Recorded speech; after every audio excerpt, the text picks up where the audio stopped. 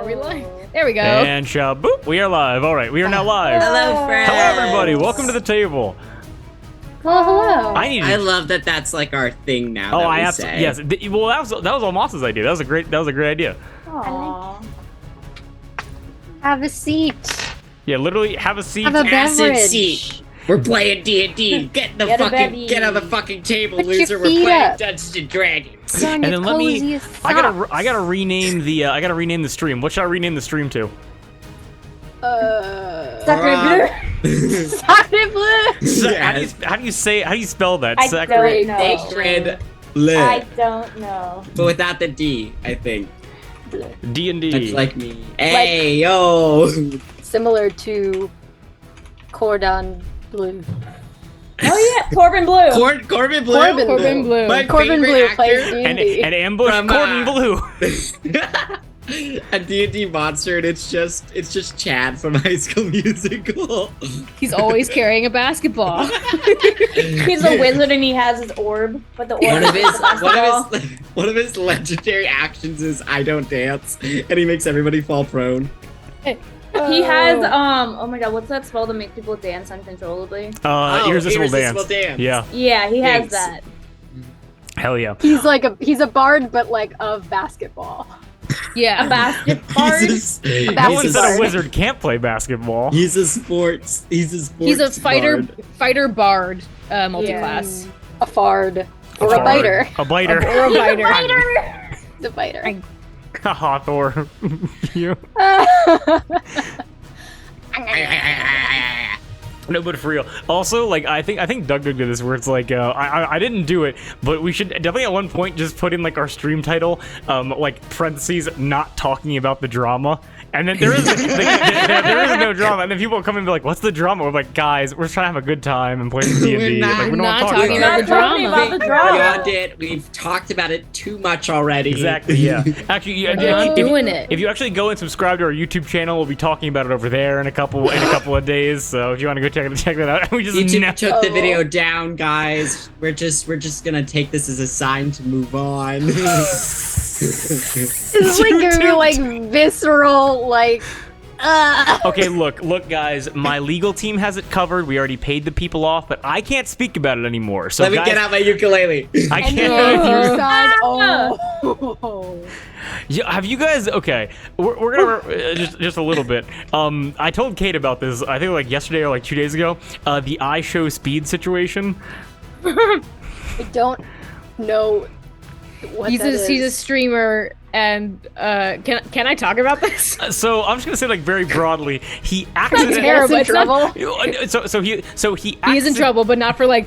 It was an accident. He accidentally exposed himself whilst like streaming, and like he did it like so like, you know, because people have like their online character and they have their like, you know, they're like real like emotions and reactions. Oh, he was a VTuber. No, well I mean, Oh. well I don't think so. No, he was a real guy. He was just like himself. And so what happened, he was playing 5 Nights at Freddy's because obviously that had to be relevant here. And he was like, he got scared and he was like, oh, I'm so mad. And then he got up and started like pelvic thrusting at the camera, not realizing that his, regions that should not be shown started flopping out of the boxers. And then when he realized, he went from like, yeah, oh god, and then immediately turned everything off. Oh, buddy. Yeah, but that's the one dated thing that we're gonna say in this video. We all want to play some D&D. Yeah. Fuck Yes. yeah! And I feel traumatized. anything else that wants to be said before we jump right in? We will not be exposing ourselves during this D&D game. You can put that on the record. I We should stand by that. that should be in the title. Not exposing ourselves again. Yeah. Again. We're not talking about the drama. We're not talking about the Back at it drama. Again. It's not our drama. It's just like, oh my god, at work, like this guy gave me such a side eye. Like it's so like minimal drama.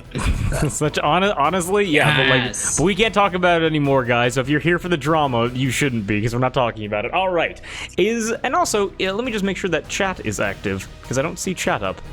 But then yes, we are all ready to hop right in. Yeah. Yes. Sorry, I had a lot to Yes.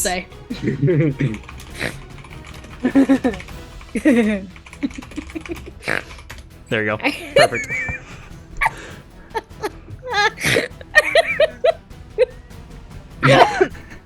I almost choked. Oh god. What? What happened? You can't die before the session starts. Come on, man. I gotta know how it And ends. then Kate like mimicked my laugh for some reason. Parroted it back. I'm excited to see that in the recording. But yes, okay. So no more Delia. Let's just hop right in and see what happens. Sound good? Oh god. Yes. Okay. Yes, and yes. Okay, then deep and Yeah. cleansing breath along with me, and then we'll jump right in. Please join me. Awesome.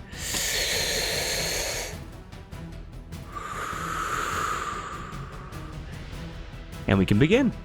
And everything after the breath is canon. And that was the last relaxing thing that will happen tonight until you guys are out of the Aquastruct. Now, very importantly, we return to the Arbor, to the world of the Palm and the Fist, where our beloved crew of pirates was just attacked by Alatush assassins, seemingly after Delilah. Now, with all of that happening there, Delilah taking many arrows to the body, but still up and running, we cut to the gang currently circling around the Aquastruct, a artificially constructed roundabout of water with an artificial current that can lead ships into canals to ship supplies all over the Arbor. With that, we have rolled initiative, and we are going to cut directly over to Delilah. Delilah, you were shot 4 times, twice in the shoulders and twice in the back. You are down to 5 hit points. Now, you are first to act. What do you do? I'm gonna say after throwing Mud overboard to get him out of the way, and getting him with the arrows, Delilah's definitely disoriented, and I think summoning any grace she has, like on the verge of falling off the boat or to the ground or anything, she turns her gaze towards the center, towards the bell. Mm-hmm. And knowing that that might be her only choice, she takes her arrow from her hold and she aims at the bell to try and hit it with the arrow. Okay. I absolutely love that idea. That is incredibly smart. For those of you that don't know, they're trying to get to the center island right now, and they have to summon Gilligan, the head roll of whole stuff, a giant ape, and the only way to do that is to ring a bell that is on his throne.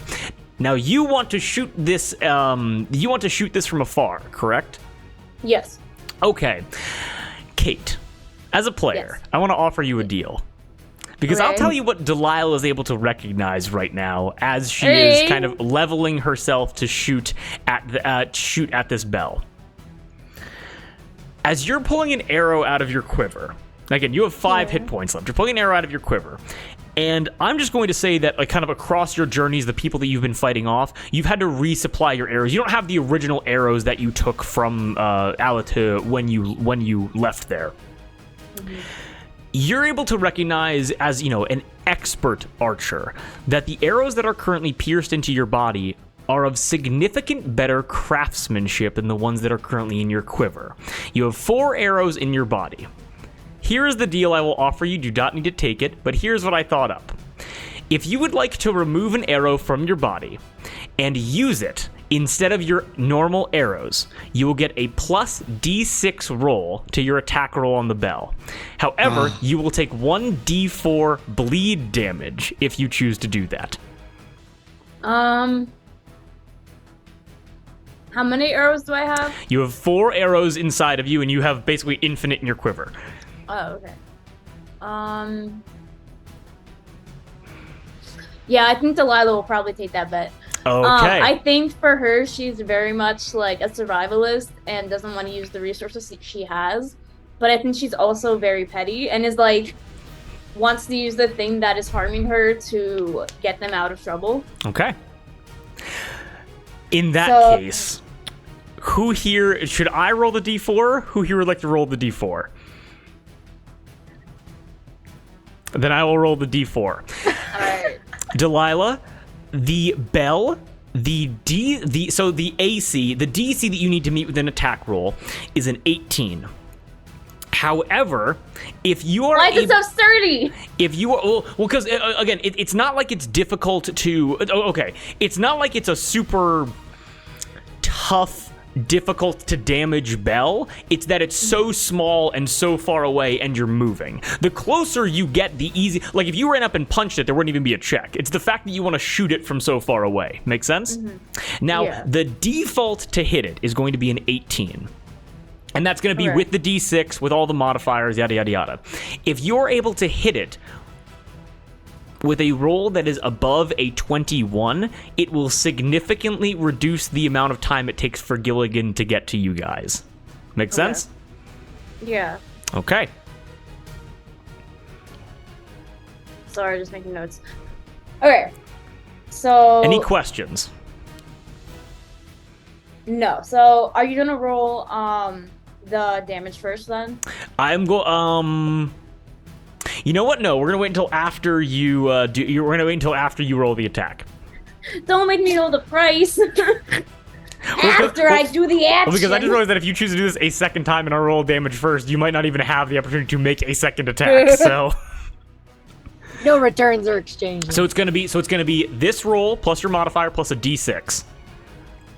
I need a calculator, sorry. Okay, you're all good. Mood, yeah. Delilah, you are able to. Too many numbers. As you are kind of you're woozy right now as you're able to has literally Olive on the boat pointing a gun at Delilah's head. You're able to watch as Delilah rips an arrow out of her own shoulder, and then with the only like remaining grace again white skinned, going completely pale, is able to knock an arrow into her bow and pull it back. What'd you roll? I rolled an unnatural 20. An unnatural 20. Wonderful. Delilah, a boat is coming to... Well, sorry. You're currently hitting the current going counterclockwise, and there's going to be a boat blocking you from the bell in the next 3 seconds. Okay. You are an Olympic-level archer. You...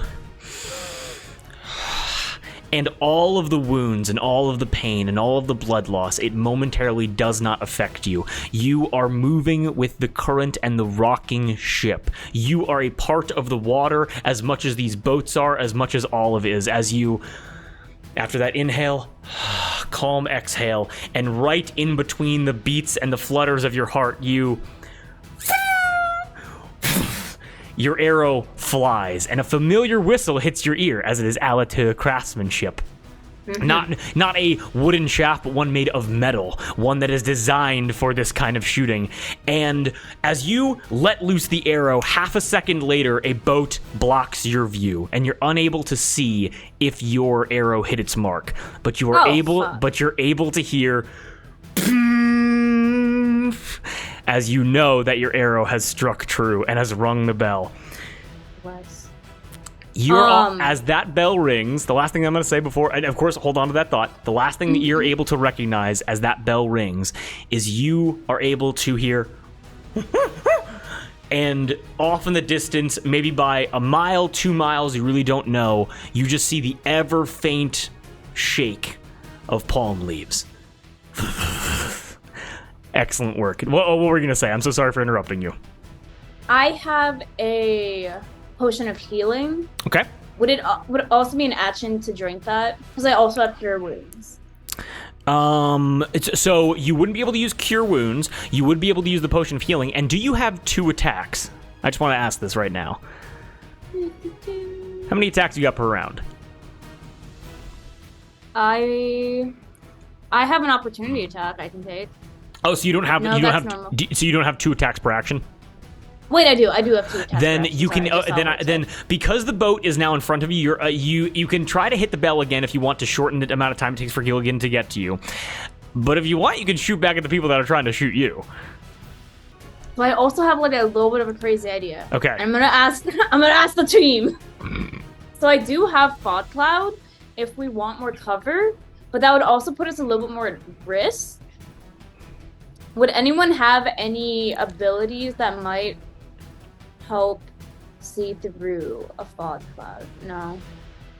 I don't think I do. I mean, I could get into water. You Yeah, could be same. under the water. I can get into water. You could be under it. That's I true. mean, yeah, that's true. Are we on Could something right cast now? fog cloud and then everybody We're on jumps into the water. Oh. That actually, we're on holy a shit, it's a boat. great idea. Although I do believe, is Fog Cloud an action or a bonus action? It's a spell. It's a confusing game, I understand. I'm pretty certain it's an action though, and It is an action. And the fact that you so what you're able to do, so it's an excellent idea. You could do that on, you know what? Actually, if you would like to use that, I will say that Tior will give you his spell action, and so you'll be able to cast that if you want. But that will be Tior's basically action for that turn. That makes sense? Yes, but hold on. So if I have 2 actions, I use my long bow for 1 action. Can I not cast the spell for the second action? No, so action, bonus action, reaction. To attack is an action. That, for example, that potion would be a bonus action. So certain spells are also bonus actions, but this spell is an action, so you would not be able to cast this round. However, Tior will supplement that and give you magical energy if you would like to do that now. Yeah, I'll do that. Okay, perfect. You hear that ring. What's going through Delilah's mind as you hear that ringing, as like the clock has started to some big backup coming your way? I think Delilah is kind of getting her bearings a little bit and more of awareness of the situation, and is a little bit kind of like organizing her priorities. And her biggest priority is just getting out of the situation and escaping. Okay. So I think for her, like, she has been on the run for a while, and that's very much, she just wants to escape and get away. Okay. And I think by bringing that bell, that is the one thing that, like, might be a distraction that can help. And so I think now she's just gonna try to decide if she wants to stick with the group or if it's better if she goes alone. Okay, understood. With all of that, you're as the boat's rocking back and forth. These arrows are flying past everybody. It's absolute pandemonium on this water as Tior kind of like lunges forward and puts a hand to your back and goes, "Are you okay?" And you're able to feel, just from him touching you, this incredibly like wizardry energy gets pumped into your back, and you would have the energy to cast that fog cloud if you would like to do that this round. I'm gonna look at Olive, who has a gun at me, and I'm gonna ask, "Can you swim?" I point at my fins. Yes. Okay, cool. Cast fog cloud. Unfazed by the gun. Okay, I will let you, where do you want to put fog cloud? So it has 120 foot radius. No. I think that's the range. Range? Okay, wait, Yes, what is the terror in Drew's eyes. I think No, it's 120 foot radius. that's I the said whole what I fucking said. map. I think it's a I said Is it a 20-foot radius? I think it is. Let me check on that real quick. no, it says range / area. So that's okay, so hold on one sec. What's this? What's next? What's the slash after the slash? 120 feet.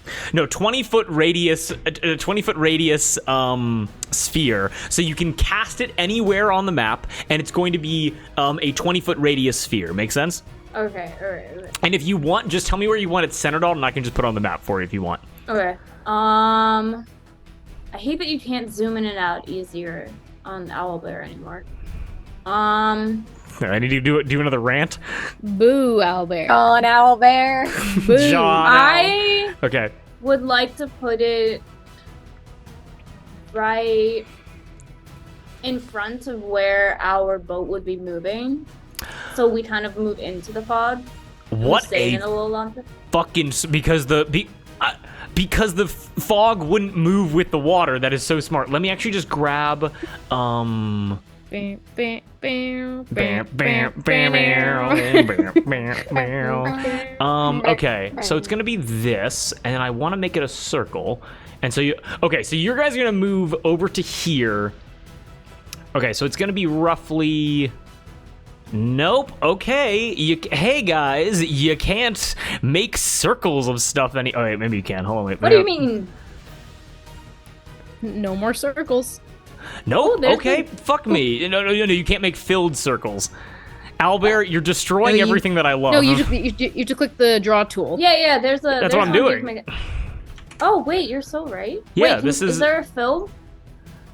Grab. I think if you do like the brush, you can maybe. I can do this. Hold on. There was like there used to be one that you could make. Oh, the polygon. The polygon shape. Haha! the do I fucking do moss, quit it. I'm not gonna know what those do. Okay. So Drew, Yes. so if you go to where the shapes are Yep. at the top, Okay. on the far right, Far there's right. a line version and a fill version.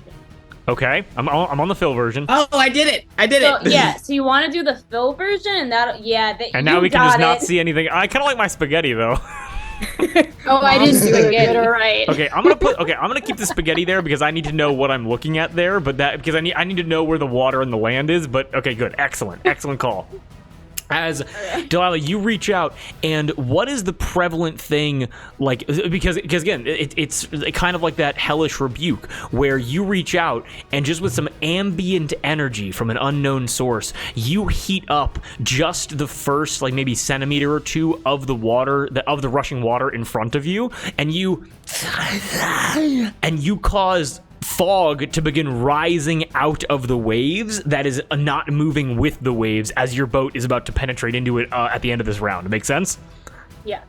Okay, excellent. Yes. One more thing. What is my damage? What is your? Oh, so you have 5 hit points left. Oh, your damage. Oh, right. Yes. Okay. Yeah. You still have to hurt me, Drew. Hey, oh, you now have 3 hit points left. You take 2 damage. Oh, that's not that as Olive, you're able to watch as blood squirts out of Delilah's shoulder wound. It's also just hitting me. I had the chance to heal myself. You do, okay, And I was like, hee fog. You do, but bonus action, you can use that potion of healing. Yeah, I'm gonna take a little sip. Okay, pop that. You're able to kind of whip it. Oh, you do a quick line, and you're all good. How did you snort the healing potion? Okay. Yeah, can I choose the form that it comes in? Yeah, sure. Yeah. Okay, cool. You want it to be a fat Dre? Just well, of course. She would. Well, of course, this is like the palm of the fist's healing potions are powder. Like they're healing powder. It's the Horcrux syringes. It's the Frisian patches. It's the palm of the fist. It's like fun dip. Okay. With that, we're gonna move off of Delilah. Can you all go with the healing there? Yeah. Oh god. My dice. Excellent. Okay, then we're gonna move down to Olive. Olive, what are you doing after you see So- all of that? I'm not repeating all of that. Yeah, I watch all that and slowly lower my gun. Just staring in. As Delilah does a line. Yeah, I think like seeing all this and then seeing you end it with a line, like, are you sure you're not the pirate? No, I'm terrible on the seas. Oh, all right. And then, because we all heard the bell ring, right? Yes. Mm-hmm.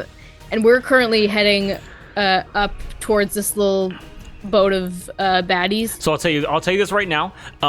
So what will happen is you are going to be your boat's going to be transported right to right to here, right in the center of the fog cloud, basically.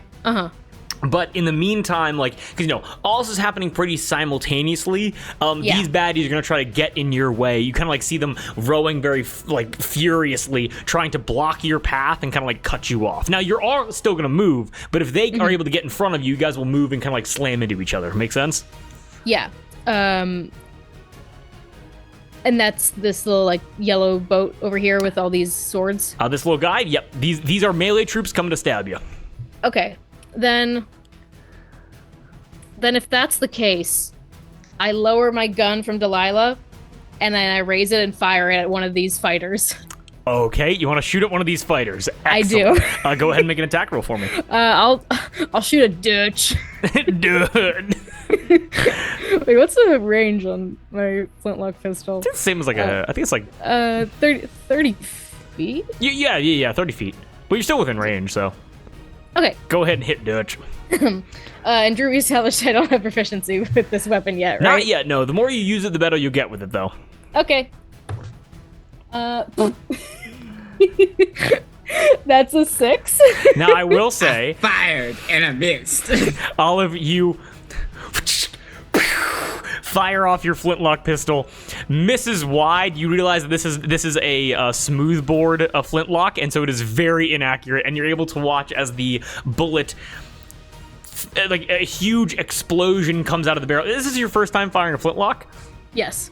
A huge fireball singes at your eyelashes and your eyebrows as you realize how powerful a weapon this is. And even though you're able to watch, connected to the water, connected to the ocean, you're able to watch as the bullet strikes the water next to the boat. You're able to watch still as all the melee troopers duck down and like cover their heads. And even though you missed, they're scared of that weapon.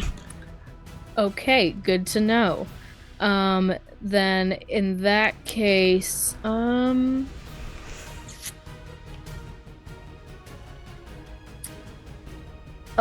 bonus action, can I cast Shape Water and move their boat 5 feet away from us? Because I can change the flow of the water up to 5 feet, so it's just like a little nudge, but... Oh my god.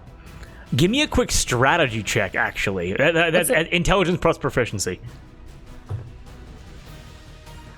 Jesus Christ. Intelligence plus proficiency? Yep. That's a 7. That's a 7? Okay. Yeah. I rolled a 3 again. Olive, literally no problem at all. So you want to move their boat 5 feet away from you, correct? Yeah. Yes, with Shape Water. With Shape Water, okay. So how do you so after you fire this gun, as they all kind of like duck and break their attention on you, how do you summon this Shape Water? I think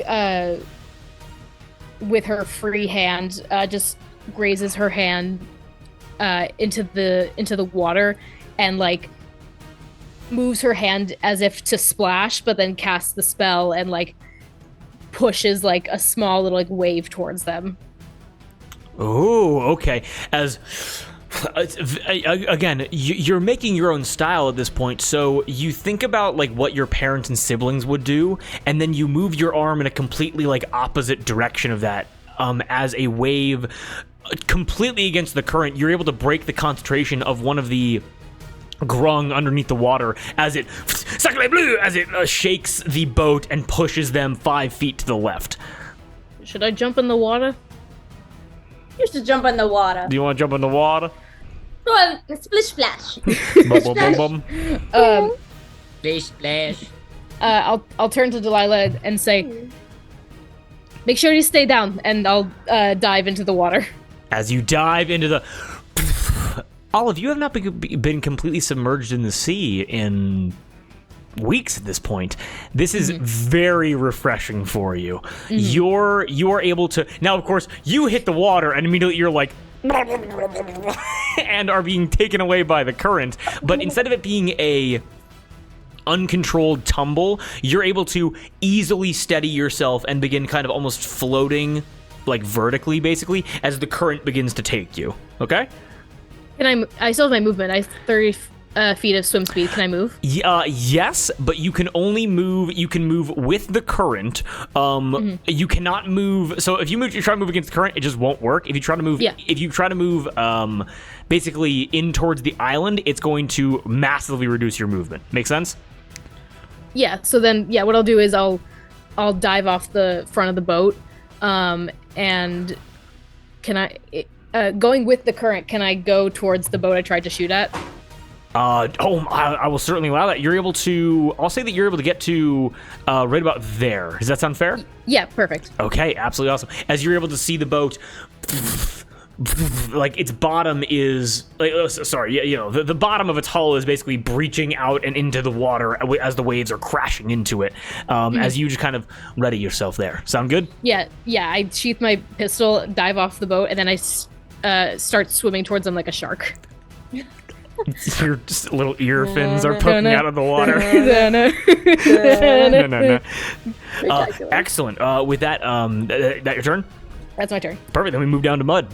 Mud currently, Rahi and her are both just underwater, completely out. As you have the opportunity to like grab onto them if you want. What are you doing? I grab them, Okay. of course, and I'm like underwater. You just what's going on? So I'm like,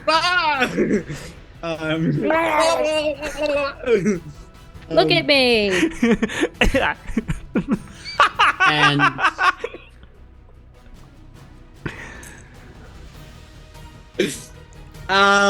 I would like to rage.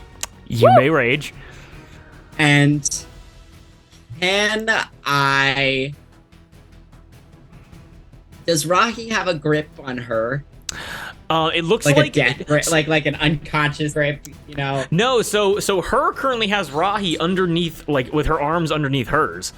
Cool. So I'm just gonna hold on to her, and in my bestial form, I'm going to take a scorpion tail. Is going to out of the water because it has a reach of 10 feet. Okay. And I would like to try and strike two of the people off this boat. You want to try to strike Slash them? anchor myself into it with my tail. And yeah. I'm so proud of you right now. You want to... Okay, so how many... So do you have 2 attacks? Yes. Okay, so here's what I'm going to say. You can use one attack to pull one person off. You can use the other attack to pierce into the boat and lock into it. Could I use one attack to sweep through them? What is the knock description their of legs the out tail? from under them? What's the description of the tail? Hold on. I've never had a tail before. This is all new. Tail. You grow a lashing, spiny tail. It has a reach of 10 feet. Oh. Oh shit! It doesn't do anything for hitting multiple targets. So if you rule that I can, So that's fine. let's say one Okay. guy opposed athletics, but I'll make it with disadvantage for him because he has no idea that you're there, and then the other one He can has no idea that I have a tail. and the other one, he doesn't even know that you exist. You're basically underneath his boat right now, and then for the other. Water scorpions. Okay, so let's do an opposed athletics right now. So it's going to be an opposed athletics against one of the melee troopers. So let me get up that card right now. Do I have advantage because I'm raging? Hang on, let me check. For athletics, I think you would. Advantage on strength checks and saving throws. Yeah, you know what? I'll say you have advantage on this. Yeah, and I will roll with disadvantage Because because it's not an attack, right? this is It's an athletics check. yeah, so you'd have advantage. Yeah. Natural 20. Nat 1. Oh my god.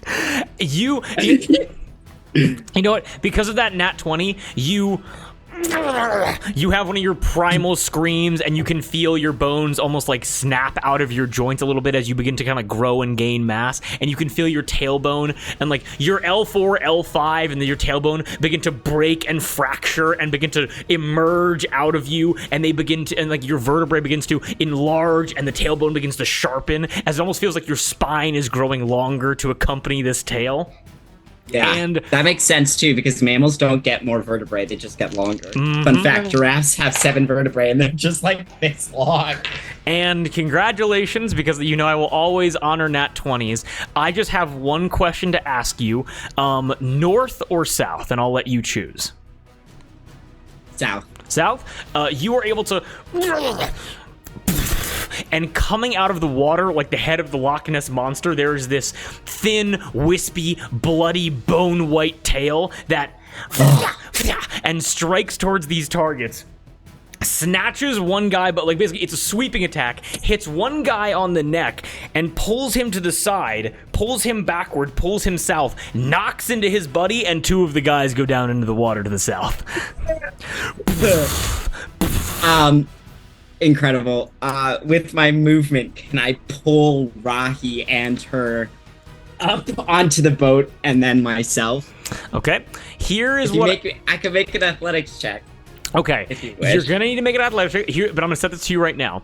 DC 15 to get. Okay, how am I gonna do this?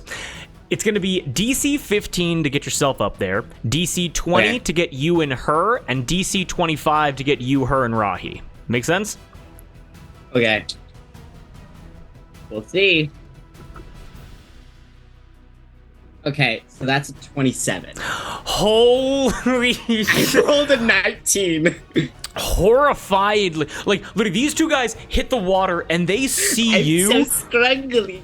And they see you, and you're holding on to a woman in full plate armor and an air genasi as your tail, after striking these guys, you spin in the water like it's some kind of what are those things called? Like synchronized dancers. As you spin, your tail goes over your head, scorpion-esque, pierces into the hull of the boat, and just with the tail alone, person in each hand, you lift yourself out of the water and place all three of you into the boat.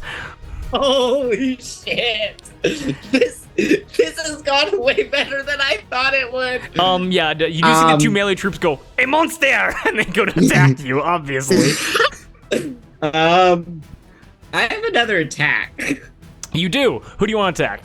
Right? Or you can also do a shoving attack if you want to get these guys off the boat. I think. Hang on, I'm just gonna. Whoop, whoop. No. So they both went to the. Yeah, don't make a penis. So they both went to the south. There you go. So that's where they are. Okay. So what Mud is gonna do is I think he's just freaking out a little bit. When he got pushed, he had a memory of. He had a flashback, right? I think I remember you doing that. And so Mud just lets out like a guttural, just primal animalistic scream. And he will just punch one of the guys. Okay, got it. Cool. That's a natural 20 again. I'm not shitting you. my I God. promise. Okay, my guy rolled. promise. My guy rolled damage. It's all coming I up, think you might be a Mud. superhero. His name It's is my mud-colored dice. His name is Bone Man. When he was bitten by a radioactive scorpion, he got scars. He got fucked up. He got emotional trauma. Okay, so roll that damage on me. So which one are you going for? You going for Yes. Vassal, or are you going for Henri? Let's go for Vassal. Okay. Why not? Roll damage. So it's an unarmed strike. So it's just strength, like it's just my strength modifier on it. So doubled. That's the 14. That's 14 points of damage. Yes. Because like unarmed strikes, unless you like are a monk and have damage dice for them, it's just your strength plus some shit plus proficiency, I think, or no. These guys turn around and they see you. But it's +2 because I'm raging. So it's 16 points is of damage. that doubled as well? Is rage doubled? We'll say fucking it's 16 points of damage. Okay, sure. Why not? Let's do it. You can double check that when we're kind of going through the enemies and stuff like that, because that's gonna take me a little bit. You get up onto the boat, you put her and Rahi down, and then with that animalistic screech, again, it's not like a trained boxer. You, turn your feet, turn your shoulders, outstretch your arm, and backhand punch Vassal, right? Directly in the jaw, and you're able to see as teeth come out of his mouth as he's immediately taken below half health. That is insane. Which means that we then, any more movement, anything else? I think I've done all the things I can. As my feet for slasher. Hang on. Sorry. No, it's only when I deal slashing damage. Never mind. Okay.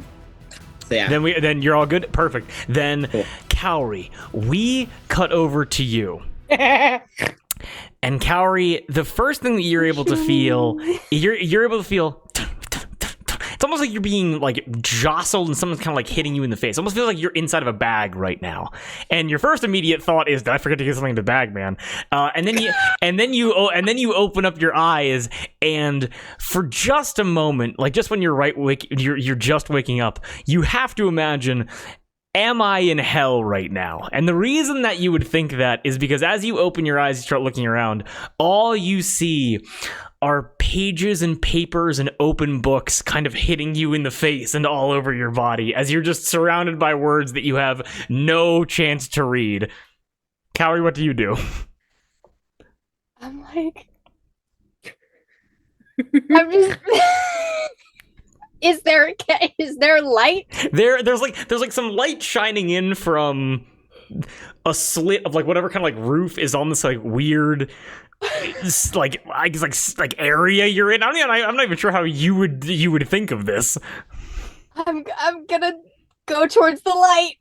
Okay, I'm gonna go into the light. So go towards the light. You're able to hear. Harry dies. And then suddenly, as you take out a very tiny knife while I do.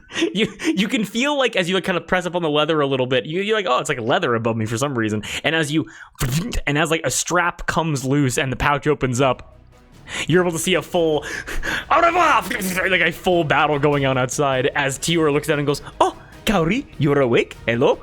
We are currently being attacked by Alator assassins. You got so high you didn't even register on the mic. Why am I small? You threw up and then you passed out, and so I made you little so I could carry you around to keep you with the group. Where are we? We are currently on the Aquastruct. We are being attacked by Alator as arrows are flying by him. Can you make me not small? Yes, I can. He reaches again. You're like the size of like maybe like an infant child right now. Tior's a fully grown man. As you watch, horrifying. you watch a. Well, no, you look like you, but you're just tiny. And I know it's still so freaky. you watch a huge hand reach right by you in the pouch, grab onto like one of those like open books, pull it out, and go. Ah, yes, of course. He then says something in Frisianen to you, and immediately breaks the enlarge reduce spell as you just kind of regrow to your regular size. As he very quickly just kind of picks you up and puts you into the open spot in the boat. I kind of look around for my friends and allies and try and figure out what the fuck is going on. I will say that you are able to see to your north. You're able to see Olive with the current next to the boat right there. And you're also able to see a complete clusterfuck going on to the north with her, Rahi, and Mud just slinging fucking fists at people. I clock the Alatush who are on the boats. And I turn to Delilah and I point to the Alatush and I go, baddies, bad, no attack. I point to the arrows in me. Yeah, Not good. Not good. Okay. Okay. I think Mud has a tail now, and Olive jumped in the water. Okay. Looking at the people on the boat and the warlock on the dock, who seems like the bigger threat right now? That is a good. Give me a quick investigation check. Investigation. What is that?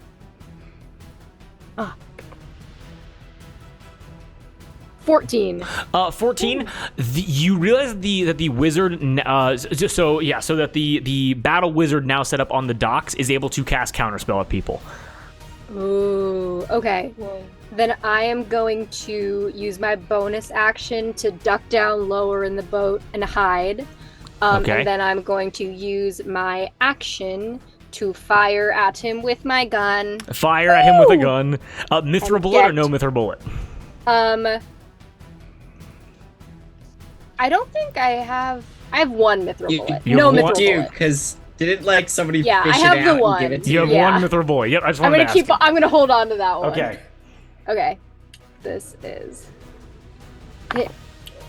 You Okay. only got one. That is 19 to hit. 19 absolutely hits. Get roll damage. Excellent.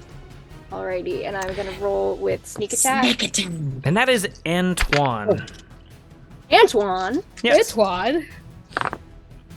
he takes 13 points of piercing damage. Okay. And then, so that's my action and bonus action. I am going to, I'll turn to Delilah and Tior. Do y'all need someone else on the boat, or should I get in the water? You can go in the water. Yeah? Delilah's just Okay. laying prone. Maybe Oh, keep shit. somebody. Maybe keep someone who can heal you back up to a conscious. That's good. I can heal myself. She got That'd be- potions. That's true. Okay. I am Oh, yeah, going you got cure to... wounds. Yeah. Yeah, I am it's fine. going to, I'm going to, how far can I get? I'm going to jump into the water and catch up to Olive. Okay. And kind of put myself between her and the boat. Unless I'm in the way, then I won't do that. No, I'll say that there No, really no, isn't- you're good. You can also do like under or over because it is exactly 30 feet anyway. True. As you jump off of the boat and you twist your shoulders, sealskin goes over you, and where above the water we see Cowrie, underwater we see arf, arf, and a seal. What's up? I will say I'm not going to transform yet so that I can still cast spells. Okay, got Because it. my swim speed is still the same. Understood, got it. So you just say arf arf. It isn't the only way you communicate. Say, As arf. I fully do. ar ar ar. Arf. Yo, Cowrie's the best pirate. They're always saying ar. Just Yeah. fucking- okay. Cowrie, that's your movement, your action, your bonus action, I would assume. Anything else? Nope, that's all for me. Okay, perfect. Now we're gonna vibe for a bit as I move everything around the board. Sound good? Let's go. Okay, so I'm gonna handle the so Survive. so we're gonna handle the enemies first, then the NPCs, and then we're gonna get back to you, and then we're gonna rotate everything around. Make sense? Yeah. So give me like 2 minutes to get all this done. We're in the washing machine. Let's do the Cycle- fork in the garbage Cycle to disposal. deathly. Move Ding, up ding, there. ding, ding, ding, ding, ding. There. These guys can't really do anything, so they're just gonna take some movement and just get up to there. Okay. Then we got Claude. Claude's coming in hot. Now, you're probably asking what the fuck is going on here. You were able to come out of the current easier than you are able to go into it. Meaning, like, you can come out from the island a lot easier than getting into it by swimming. Make sense? Or by boating, basically. So they're able to move towards you, but they can't move back. Make sense? Mm-hmm. They are... yeah, they're trying to catch you guys as you guys are going there. They'll just move there. Okay, so that's basically all the movement that people are going to take. So now I'm going to make some attacks. Mud, 2 attacks coming towards you. Bill me? What did I kill? Kill you. Fucking killed 4 men. Wait, can I ask a question real quick? Yo, what's up? Has our boat moved? Not yet, no. So I'm moving everything at the end of the round, because if we were doing this mid-round, I'd be Okay. fucking all over the Okay, place. I just wanted to check on that. You were all good. So Claude and Gabby, they're actually not in range of anybody that they can Claude? hurt. Yeah, Claude. Claude and Gabby. What do these guys have? These fucking Avatarians. Yeah, Latush. Electrician? Give me 1 second just to figure out what exactly these guys are gonna do. Okay, so we're not actually gonna handle you, Mud, real quick. We're gonna look back over towards the boat that has Delilah and Tior on it, and there is going to be only 1 attack towards you guys. The rowboat of an AC is 11, I believe. Write that No, down, write that no, it down. doesn't.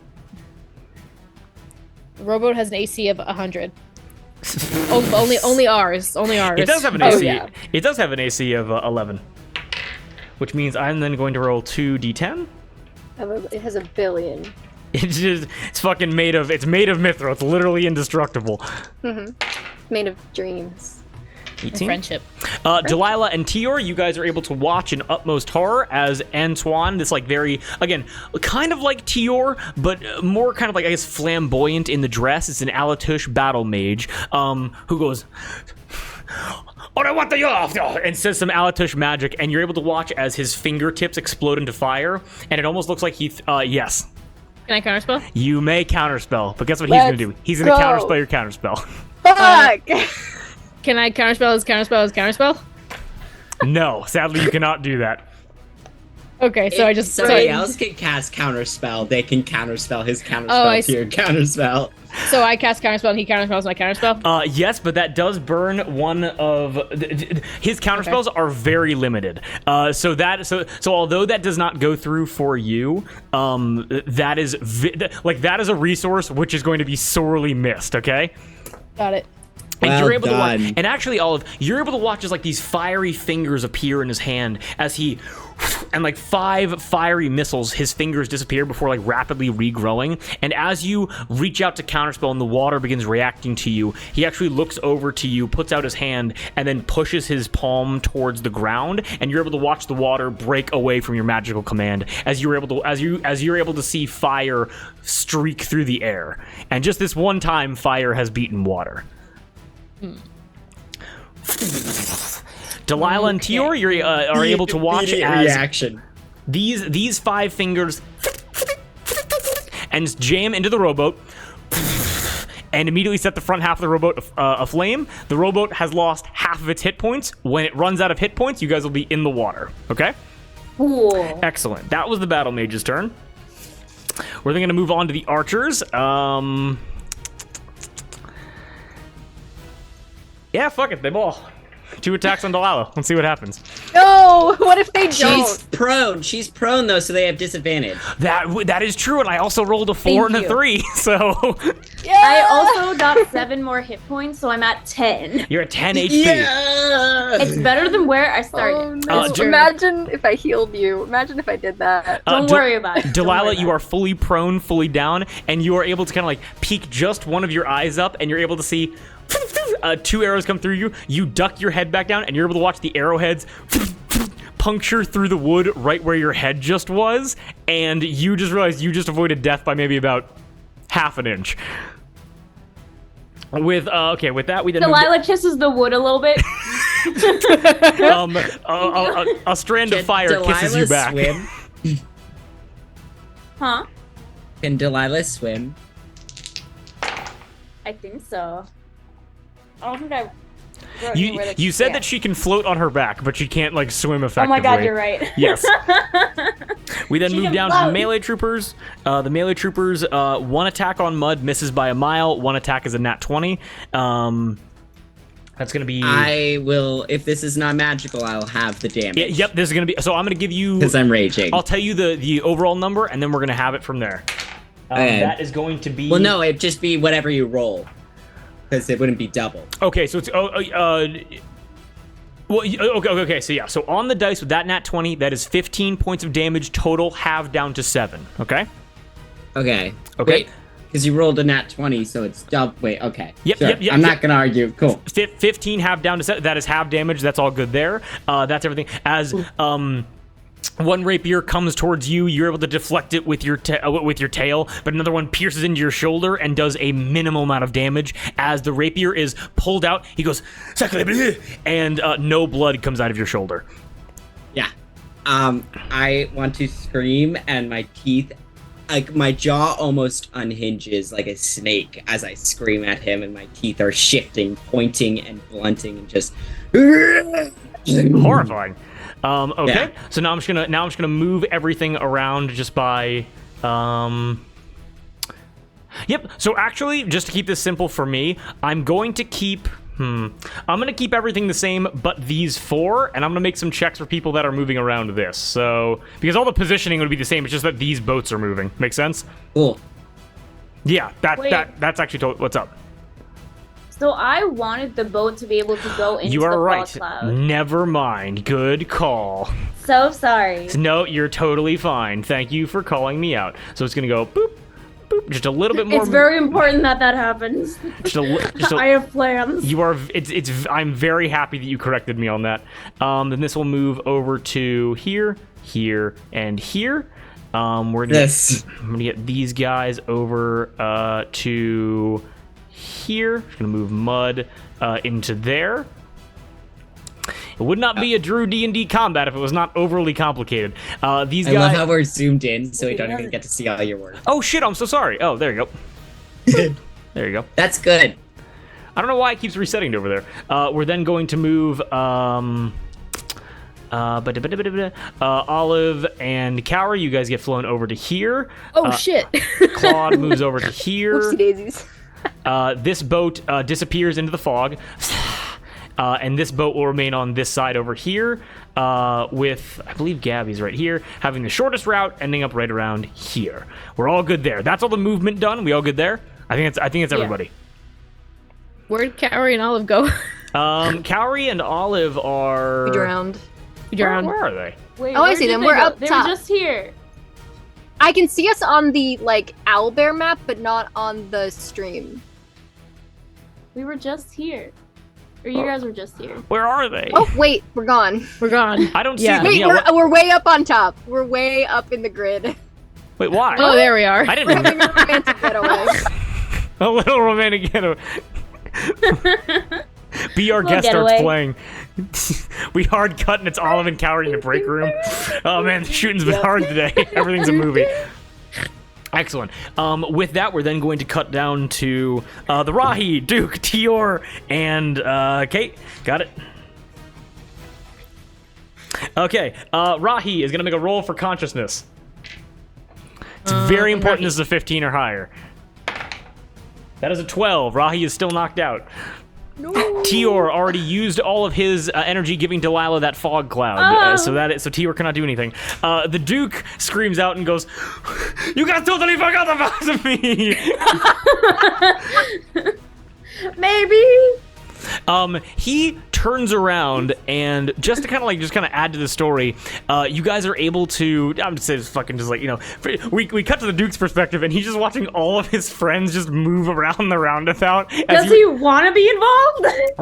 Well, he looks back, and the two Alatush archers that are to the south of him look to him, and in Alatush to each other, they just say, "Oh my god, it is Hubert Lacroix. If we are able to take him, we might be able to usurp Cherie. We might even get a title or something." And then they jump into action to try to kidnap the Duke. As these two guys jump down toward... These two guys jump down and will start trying to bag and tag the Duke and kidnap him. So many things were just said in one sentence. Usurp Cherie! The these two goobers, they run down, and the Duke is literally like, he is thin, he is wiry, he is so fucking slippery. As he is like, "I do not think so, not today." And he starts moving around them. He has been doing this for like 5 years. Yeah. Like he's like, bitches. And the Duke is going to easily hit both of them. This is not going to be insignificant, as he's going to be... Okay, let's see how this goes for these guys. Trapan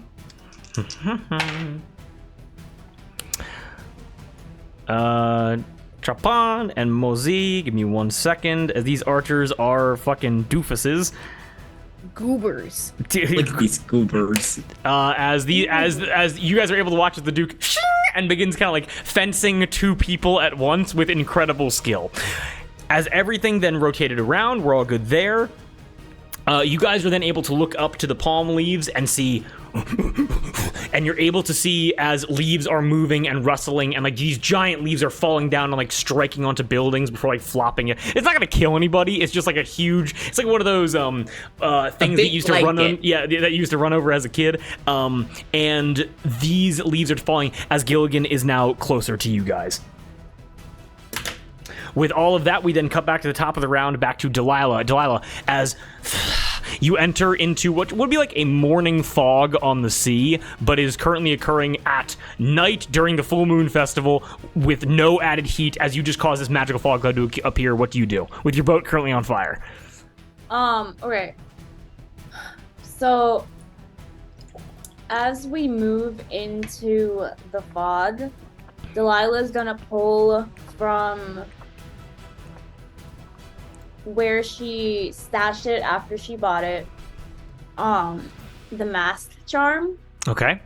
which allows her to use the sky self for up to an hour.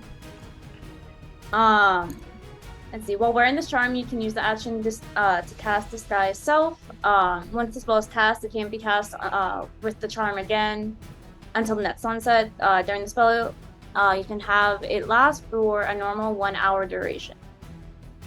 So while I go into the fog, I am going to think about what form to take, and knowing that I don't want to take the form of anyone who the Alator hitman could go after, so probably not anyone who I know who is Alatorish. Okay, got it. And so far they don't seem to have any ill will towards anyone who is not on their list or anything. So knowing that, I'm gonna take the form of Kaori. Because she was out. I support this fully. They were out of the battle for most of it, so they really haven't seen Kaori. Yes. And Kaori just jumped into the water. And so Kaori might turn into a seal. And so in that case, there's not going to be 2 Kaoris. And so they have no reason to suspect anything. And they also probably don't know Kaori, and Kaori probably doesn't have a hit on them. So smart. That's I love so this. This is amazing. smart. And so while we are in the fog and we are passing by the jelly ship, if possible, I would like to try to jump onto it or That is swim a short distance. That is so smart. That is. How do you think Delilah got away with it? Got away with what? Escaping. The Well, police. none of that requires any check on your part to do.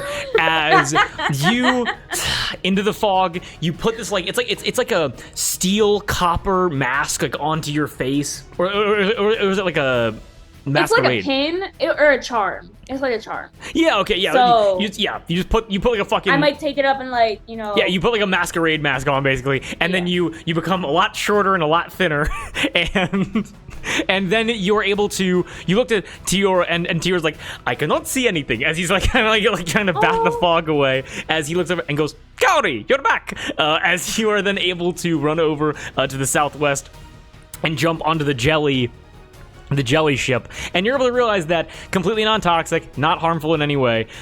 This boat is currently filled with gelatinous cubes that you're able to see plasmoids are kind of like poking with sticks to make sure they don't kind of run away. And as you climb on top of them, you realize, boing, boing, boing, they have an almost trampoline-esque effect, and you are now able to, if you wish, you can jump 15 feet in any direction off of the ship. Yo, oh my, that's awesome. Boing, boing, boing, boing. Could I also just roll like a stealth check to just hide so no one can see me? Yeah, sure. I mean, make it with advantage because you are currently under because again, it is thick fog that is in the spell description. But let's just see like how. The DC is gonna be super low. It's gonna be like a DC like 8. So. Okay. Okay. That is a unnatural 20 again. Yeah, needless to say, you like, and I'll also say because it was so high, you also know, oh, you've pulled this off. Like, you put the thought into this in the moment, and you're like, I need to do something that's gonna save my life right now. And those are the times where you make your best decisions, and that has allowed you to completely conceal yourself from anything. Make sense? So Yeah. not only are you concealed by the fog, but it's also like I'm wearing somebody else, and I'm in a different place, and we're all good. Make sense? Yay! Big applause for Kate. Also, Darby, when you're like, can I go? I was like, it's actually better if you do. Yeah, we love it when a plan comes together. Get out Delilah of here, you pushes stupid Kaori. seal! And I push him. Why do I keep zooming in on this? I need to stop doing that. Push him. Okay. Push him. So so Delilah, is that your whole thing? Is that all you're doing? That is all I need. Okay, Delilah, that is fucking excellent. And just keep in mind the fact that you can jump 15 feet in any direction. That also means you can jump closer to the island if you want to. Yeah. There's that. We then go down to Olive. Olive, what are you doing? So as we kind of get moved in the current, and Olive sees Kaori next to her. Drew, do we establish all can speak Aquan, right? You can speak Aquan, yes. And Kaori can speak Aquan? I can speak. Can I speak Aqua? I'm gonna say Yes, that I can. I'm gonna say you can. Yes, exactly. Yeah, that's what I thought. Okay, yeah. So then seeing them next to her will turn to Carrie, and in Aquan, well, not, normally we'll point to the boat that has Dutch and all them on board, and Aquan say, would you like to send them on a swim? Oh, I would love to. Wonderful. And so I'll get a little closer. I'll go like a little closer to him. And I would like to cast Maximilian's Earthen Grasp to like conjure this hand. And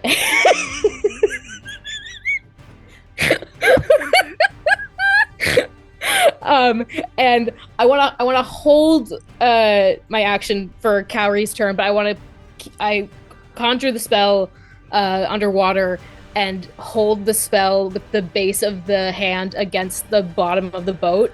And on Cowrie's turn, I would like to push. Oh, push in what direction? I forgot about the current, so I was maybe towards wood. Okay, so you want to get them on land to eliminate them from the fight, because like if you can get far enough away, they can't do anything. Yeah, actually, I kind of want to get them in the water, like I want to like capsize their boat so that they land in the water. Okay, not a problem at all. As you are able to, you actually swim down by about 5 or 10 feet, and you're able to place your hand into the muddied, sandied earth of this artificial roundabout, and as you lift your hand out of the sky with this earth grasped inside of it, you watch as a hand made of the sand and the soil raises out and clasps underneath the boat. Now, what exactly? So is that a strength save? It is, but I would like to hold it until Cowrie's turn so that we can do it together in an attempt for it to be more successful. I will allow that. Just remind me of that when we get to Cowrie. Yes, we'll do. Okay, thank you. Then Olive kind of holding that for right now. Excellent. We're gonna move down to Mud. Mud, what are you doing? You have a rapier currently inside of you. Ooh. Hey-o. No blood. Ouch. I do. Start beating people up. I mean, It's dick. twist his dick, Spider-Man. What you mean a dick? Sorry, that just landed. Okay. I would like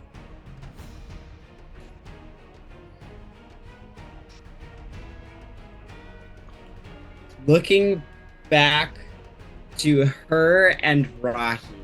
Okay. Would it help Rahi if I gave her some healing? Give me a quick nature check with advantage. And you only got to beat like a 13.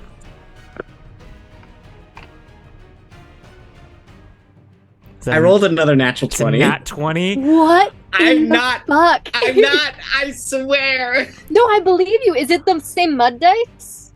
No, it's my 2. It's my 2. That's this one rolled. impossible. You're a god. That's I'm not- impossible. I'm not. Whoa. Mud, I will tell you this one thing. Put their hands together and heal one of them.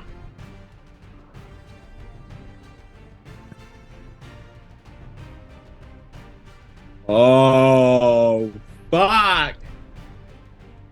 In which case, Mud will close his eyes and kind of use his grip on the rapier to, like, give him just the enough pain to help sharpen his focus. Ooh. And he will drop his rage, turn his back on the fighters, weave hers and Rahi's hands together, and then just, grab Rahi by the face, and casting this Cure Wounds, he will just scream at her, "Wake up!" And so, yes. You scream. Also, what's up, Red Samurai? Nice to see you back here. Hope you're enjoying. You are able to, you clasp their hands together, you grab Rahi by the face and scream, "Wake up," and just for a moment, just ever so slightly out of... You cannot see this, but on the little rim of the rowboat, a small little sprout begins growing out of the wood. Like a seed was trapped there and you just unlocked it.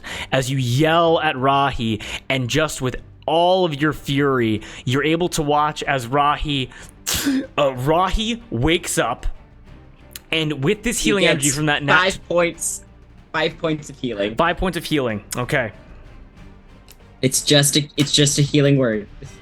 As Rahi, and it's a bonus action. As Rahi wakes up, the magic is pumped into Rahi, and as we've already established, for some reason you think it's like a storm, and with a storm, the air has to come together, and the current has to be... Oh my god, thank you so much, Red Sam. I really do appreciate that. Oh, and you're streaming next Thursday. We'll be sure to check it out. Nice job, man. Good luck. You think the energy has to travel through the air. They have to be connected. You put their hands together, and you realize that as Rahi wakes up, the magic carries into her. Her wakes up as well. And just as her wakes up, you watch as her and throws up a bunch of water. And in the moment, because, you know, understandably, her's going to be out of this combat. She's not going to, quote-unquote, die here, but she's not going to be functioning within the combat because, you know, that would be massively unfair to Gav if anything happened there. But as her wakes up, before she just kind of has to put her head back down and just kind of rest, you watch as just for a moment, and her pumps the last little remaining amount of electrical energy she has in her conscious body right now back into Rahi, and you're able to watch a score of white lightning jump from her heart across her bicep into her hand, into Rahi's hand, fracture off, go through Rahi's arm into Rahi's heart, and you're able to watch as Rahi and her eyes explode into storm clouds and wings explode off of Rahi's back. Rahi's back in the fight, and Rahi's eyes and wings are back. Holy shit! Go.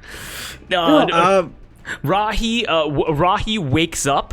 You see that you're touching Rahi right now, which Rahi is very sensitive to, and Rahi looks to you like in the face, and you see a scowl like across her face. She looks over, she sees her kind of like barbling basically, and then looks down past you and sees the Alatush men preparing to stab you in the back, and goes, "Motherfuckers!" And she gets up and immediately goes into kill mode. You just acted. Yes, this is it. You just got Rahi back in the fight. Oh, let's go. Hey, while you were pissing, I rolled another nat 20. What the fuck, dude? I know. What the fuck? It's nuts. I'm gonna start having to like put a camera on my dice, so you don't think I'm fucking lying. So that was your action to cast that healing, correct? Yes, I don't know if yes. Well, it's a bonus action. Healing word's a bonus action. I don't know if dropping my rage takes a bonus action, or if it's just a free Also, if action. you want a bonus action back into rage, I'll allow that. That is so funny, to drop rage, come back to being a human, yell at Rahi, and then go back to being an abomination. Yeah. I can end it as a bonus action. Okay, so that's basically everything for you then.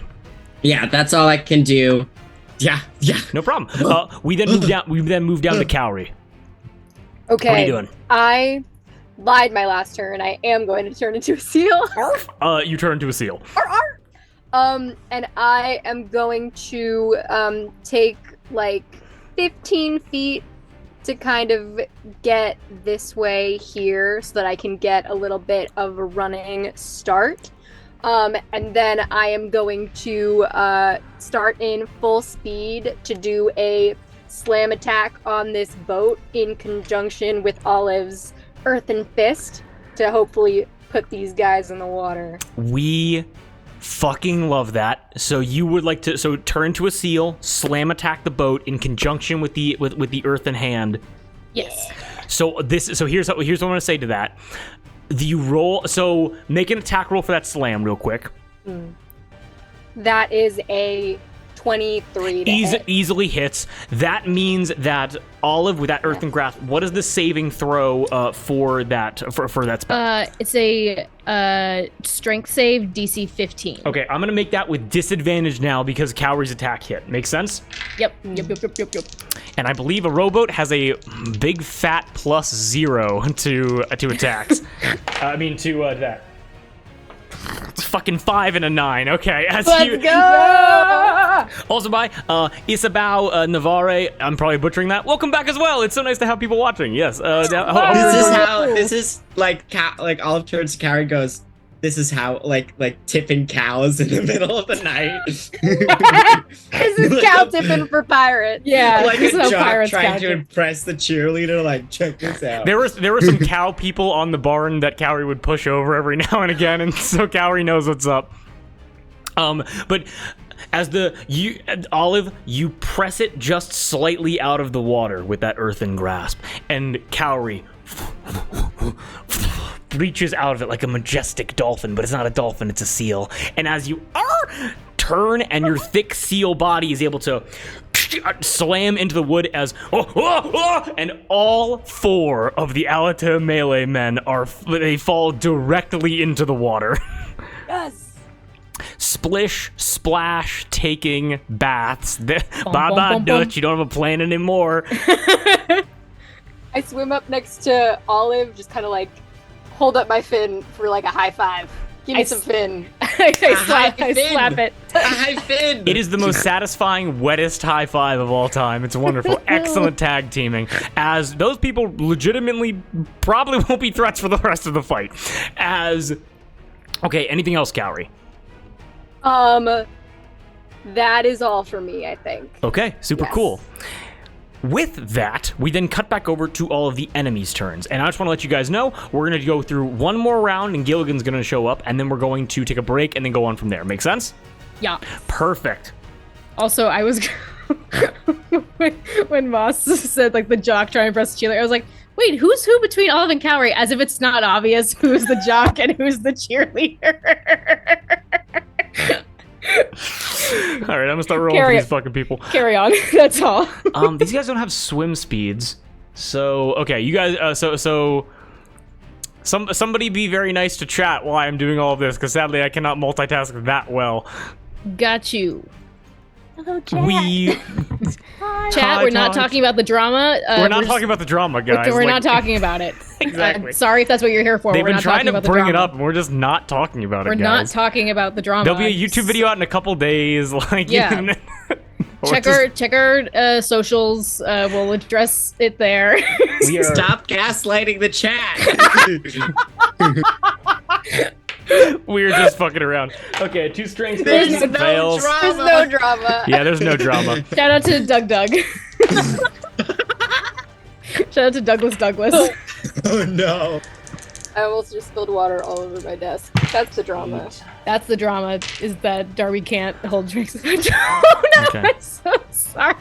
That is why I, the neurodivergent, am telling you there is no drama. There's no drama. It's You fully are a joke. safe. There's It's no all drama. okay. Oh no! Mud, 16 points of damage to you. Okay. I am too autistic to understand. Yo, me in everyday situations. Just the silence and then just 16 points of damage. Yeah, no. Yes, as 2 rapiers You slam in your back. did I'm trying to make this as quick as possible. Claude and Gabby have done jack and shit this entire fight. Claude Claude from is loading. Elemental? Hmm? Claude Huh? from Claude wasn't from that the little Elemental? dirt guy that they tried to be like, oh, he's the popular character, and they made like a fake TikTok where people were cheering for Claude. Yeah, that's CLOD. We have a CLAUDE. Oh, like the real Remember, French name Darbs, and not the little dirt boy. Darbs, remember in the Feast Temple when we we're sitting next to these guys in like big armor? Yes. This is one of those guys that's trying to kill Delilah. They're an Alator hit squad that is trying to. Delilah? This entire campaign's a clusterfuck. They're literally legitimately. We There's have 2 campaigns running. Oh, absolutely. This is Palm in the Fist, which is pirates, and then Alateur, which is French soap operas. But So- also, everybody has changed characters in this game almost. So no, it's not Olive or Cowrie. that is Nope. true. And I then- definitely haven't changed. He's just Got far away. kidnapped. He And in just this one- fucking- Sorry. In this one, we're level 6, and we do milestone leveling. And then in the other one, in Alata, we're level 3? Question mark. Yes, you're gonna be level 4 at the end of the next one. This is all getting so messy. I am forgetting everything. Okay, so we gotta... Sorry. Yeah, no, it's okay. They all forget that. No, there's nothing... I made this complicated on myself to make it more fun. You're killing it. It is very Oh, fun. thank you so much. I really do appreciate that. Incredible job, Drew, navigating all of this clusterfuck of a fight. Like, holy shit. Well done. I do appreciate You're that. doing so well. You guys are... Mud, congratulations. You are rapidly approaching where the Duke is dueling 2 people. I look over and I say, ow! Because I got stabbed in the back. 2 more of those. The Duke has to beat a 16. Oh, Jesus, my D4s. It's like a grenade. Duke has to beat a 16. The Duke beats a 16. The Duke is fucking unstoppable right now. Oh, actually, you know what? Actually, fuck that. No, the Duke is not. The Duke's gonna do this because he wants to fuck around a little bit. Rahi's back up. We then gotta make one of these. Okay, perfect. Rahi gets up, and the first thing that Rahi's going to do is Rahi is going to take off this little color ring around there. Is going to basically Mud grab you, like you know, not aggressively, not trying to fight you, is going to grab you by like the back of your shoulder and pull you off of the rapiers in your back. And then Rahi is going to switch positions with you here, rush forward, and you watch as she flies forward just a little bit enough to plant her boot directly into the chest of the guy that just stabbed you and kick him 15 feet off of the boat going to the east. Mud is just gonna like... No, you go. No, what's up? Mud is just, as he's literally pulled off these blades, he just like, for like a split second, just like curls up into himself and covers his head like he's expecting a blow. Rahi with that looks down to you, kind of like grabs you by by your chest, like picks you fully up off of the ground because again you are not that big, and I'm a little scrunkly man. looks at you and goes, "You're making it out of this. I've got you." And then she puts you back down onto the boat, and then the Duke goes, "Well then, green flag." Rahi goes, "You see?" As the Duke then goes, "Well, as my father would say, au revoir," and as my mother would say, au revoir, coxswains. And the Duke is going to take 2 opportunity attacks as he is going to escape away from these guys. They both miss. These 2 guys are fucking bumbling buffoons. Fucking goobers. As the They're actually Yankee really big sax is fans. playing over there. The Duke straight up with his sword cuts the cheek of one of them and disarms him of his bow, and then with his other hand reaches out and with his magical cloak, the fibers unfurl, latch around Rahi being so heavy, and pulls himself over to the boat using Rahi as an anchor, and then lands right next to you guys. It is Rahi, Duke LaCroix, and Mud right now in the same boat. You're gonna need a bigger boat.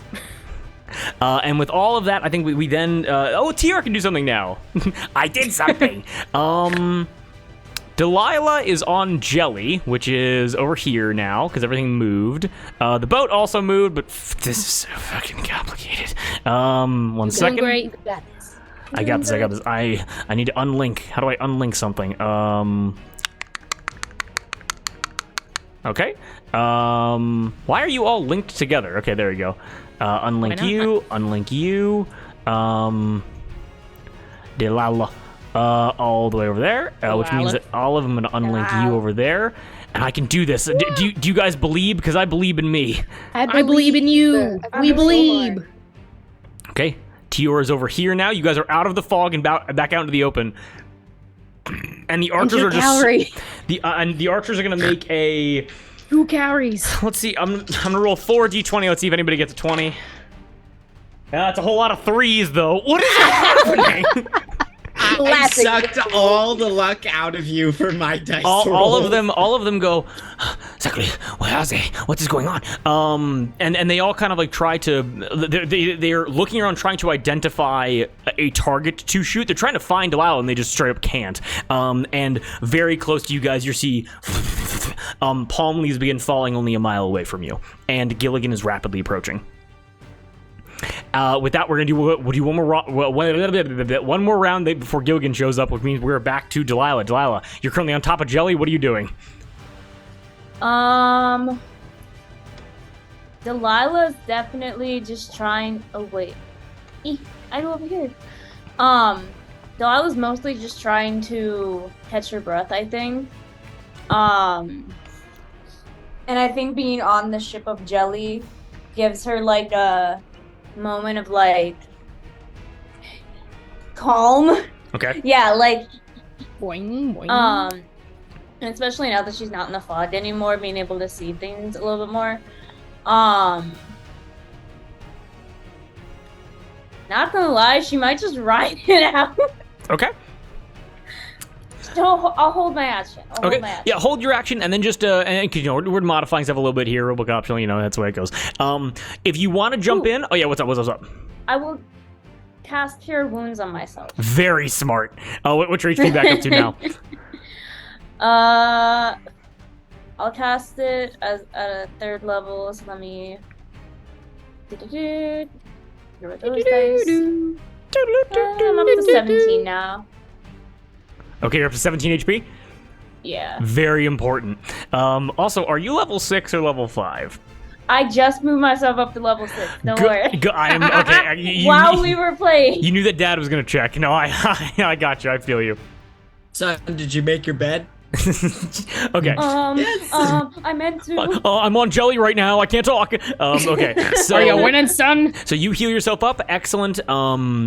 Great job there. We're then going to move down to Olive. Olive, after that you watch as everybody capsizes and basically the boat flips and these guys all wash up on land. You guys they are no longer a threat to really anybody when they're on the land. Gotcha.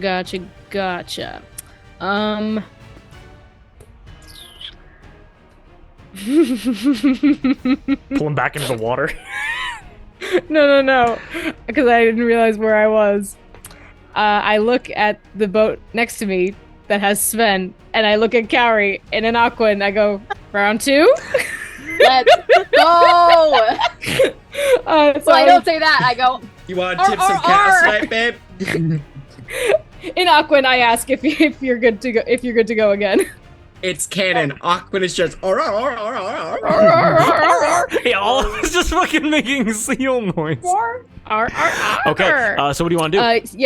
The exact same fucking thing I did before. Oh, if it ain't broke. Do you have the spell slots? no, I do, but I've been keeping track of my wild magic, and it's surge time. Okay, roll. It's Christmas. Let's go. Wait, so, okay, because I want to do the same thing. I want to like cast the spell and like hold my action. Should I roll for the surge, and the surge will go now, or will the surge go on Kaori's turn? We'll say it goes now because I already got enough stuff to keep track of. Okay, savvy. You're all good. Let me find this.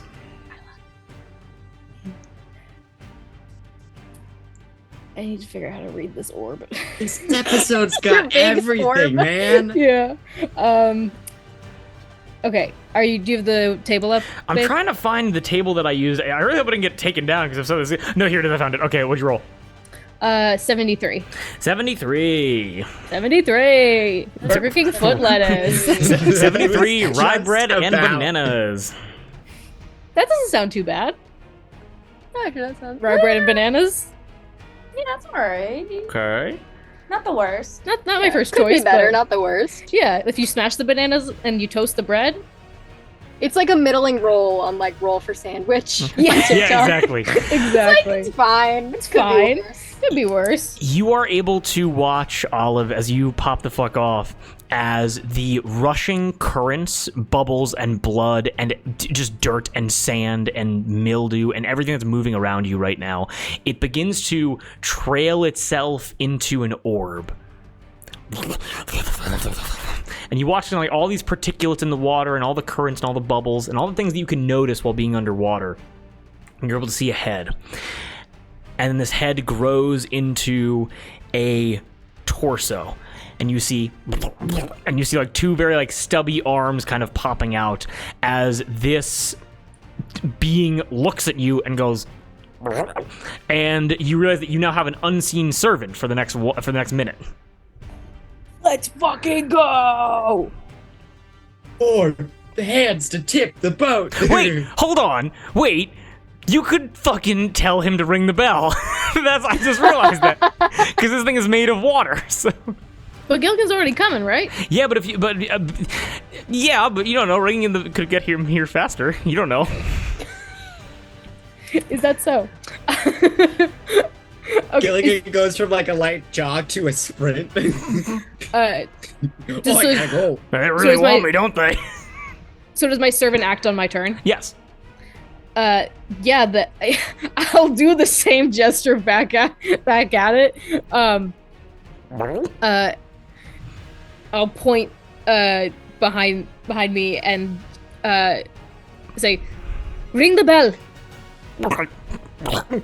Turns and looks. Oh, it speaks. Turns and looks. And this is the first. And just so there aren't like fucking lore theories about this. This is the first unseen servant that was not a genasi specifically. And you would imagine it is because this is a magical effect that does not have a that isn't a genasi. Make sense? So like it isn't some like deeper thing of like what was that thing doing? It's like this is just like a way of having that thing be active. Make sense?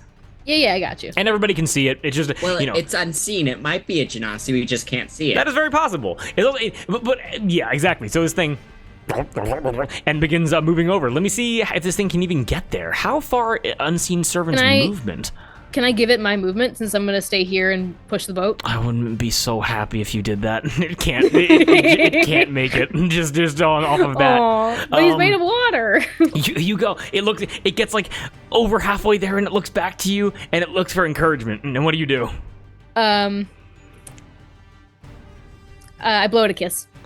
It goes. And then it goes even harder as it you see this thing schlock its way up onto the sand, and you see it disappear because you're currently underwater and muffled. Everybody here is able to hear it clearly except for those that are underwater. You're able to hear, and everybody on top is able to watch as this like weird water sewage being goes. And the bell flubber or Two whoopee. hands. And it fully just a double hand smacks the bell, and you're I think it's an IQ. as the bell pierces, and you're able to hear, and you're able to watch as the rumbling in the leaves rapidly picks up. He's on his way. Would you like me to introduce Gilligan now or at the end of the round? End of the round. Okay. Yeah, and end of the round. Not a problem. Olive, excellent turn. Preparing that for Cowrie. Great job. We're going to go down to Mud. Mud now along with ROACHY and the Duke, with one guy still hostile named Vassal still on the boat. What do you do? This poor man, I broke his jaw, and then He's like, threw you all may have his taken friends my overboard." bottom teeth, but I am still going to win the fight. Do him dirty in front of his squad. Back into character. I'm a sad boy. Okay. Mud will rage again, Okay. and his bestial form this time will be with his claws. Okay. Okay, pop off. Give me an attack roll. Hold on. It zoomed out for me. He's got to get into. Gotta get into Oh, zone for his shit. fourth nat 20. Is Marie a spellcaster? Yes, Marie's a spellcaster. Can Mud? He might take an attack of opportunity for this, and that's fine. But can he climb onto the explosive? Oh, no, oops. Didn't mean to do that. There he goes. Oh, fuck. Oh, he's not going to be able to reach. Ah, damn it. I wanted Mud to climb onto the explosives boat, and then, because he has Eldritch Claw tattoo now, that gives his unarmed strikes a reach of 15 feet. But it's not gonna make it. It's a good thought, though. Mhm. It is. Is she, a spellcaster? Yes, she is, so that's why. Thank you. Okay, so what are you doing? Canonical. All spellcasters are at least a little. Yep. Okay, so what are you doing? Okay. I can't do that cool shit. Okay. I see Cowrie on top of the jelly. Yes. Or what I think to be Cowrie. Yes. Okay. Oh, Lila. Cowlila. Deliri. Delilah. Deliri. Hey there, Dowry. Deliri. Well, What's it like up on that jelly? I was not ready. I'm fine. It's okay. You're doing great. Oh! I believe in you. Can I use my rage strength to push the explosives ship closer to the spellcaster, and then I don't have any way to start a fire, but I do have Rocky right next to me. Oh my god.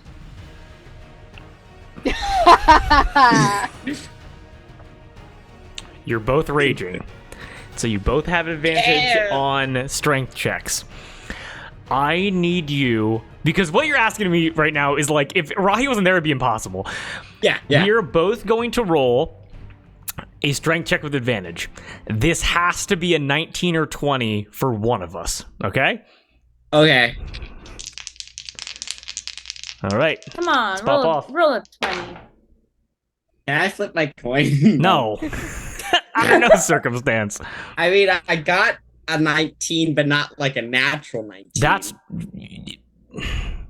Wait, also the music just cut out. It got very awkward very quickly. Boy. So what are we? You know what? We're actually gonna... Okay. So did you get anything on the die for that? Did you get a 19 or a 20 on the die? No. Okay, so let me get this roll real quick. Sadly, so we're not gonna take your action away because you and Rocky look to it. You both like she like storm clouds in her eyes as she goes, "No." Okay. I thought of it. No. I am made of current. I will blow the entire thing up if I touch it. Cool. Hey, Okay. John. But it's just so overstimulated. He's yeah. Rahi goes Can't like, cast spells. let's punch that guy. Yeah, okay.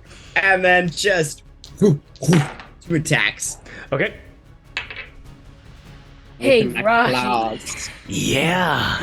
No. No. No. Okay. So the lower one is an 11. The higher one is a 26. 26 is gonna hit. Roll damage. Okay. Cool. That's a D8 plus 5 plus. I want this one. Plus my rage damage, which is plus 2, so a D8 plus 7. 11 points of slashing damage to him, and his speed is reduced by 10 feet because of my feet. Okay. And then Mud is just gonna like look at his hands, look at his wounds, and just start shivering. Rahi. Doesn't know what to do. Rahi rushes up and, just kind of working on your turn as well, goes up and grabs this, like, Alatush soldier and grabs him by, like, the back of the head and looks directly into his face. Like, again, raging tornadoes of lightning in her eyes as she looks. And Mud, you're able to hear this as she goes, "First, it was that ugly, purple-eyed fuck, and then it was you. Wonder who they're sending next." And she takes the back of this guy's head, and as you are coming in with your strike, you are able to plunge your fingers into this guy's face up to your knuckles as you puncture his eyes and his brain and his throat, with Rahi helping you, as Rahi then grabs his body and chucks it overboard. Did I kill him? Yes, Rahi and you just killed him together.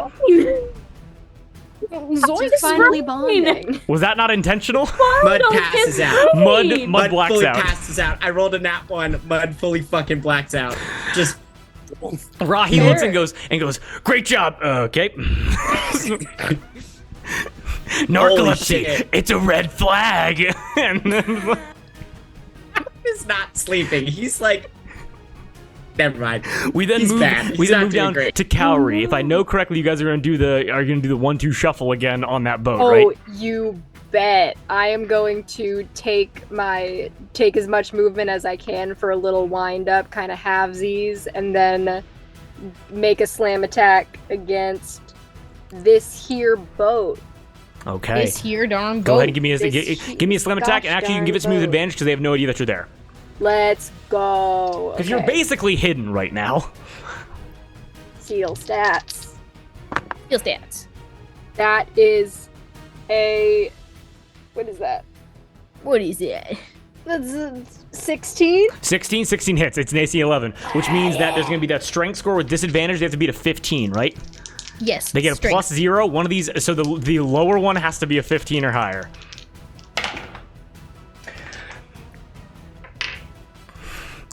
Some Drew rolls? With some Drew rolls. Olive, left hand for the earthen one before, right hand for the earthen one this time. The boat, once again, lifted out. This is...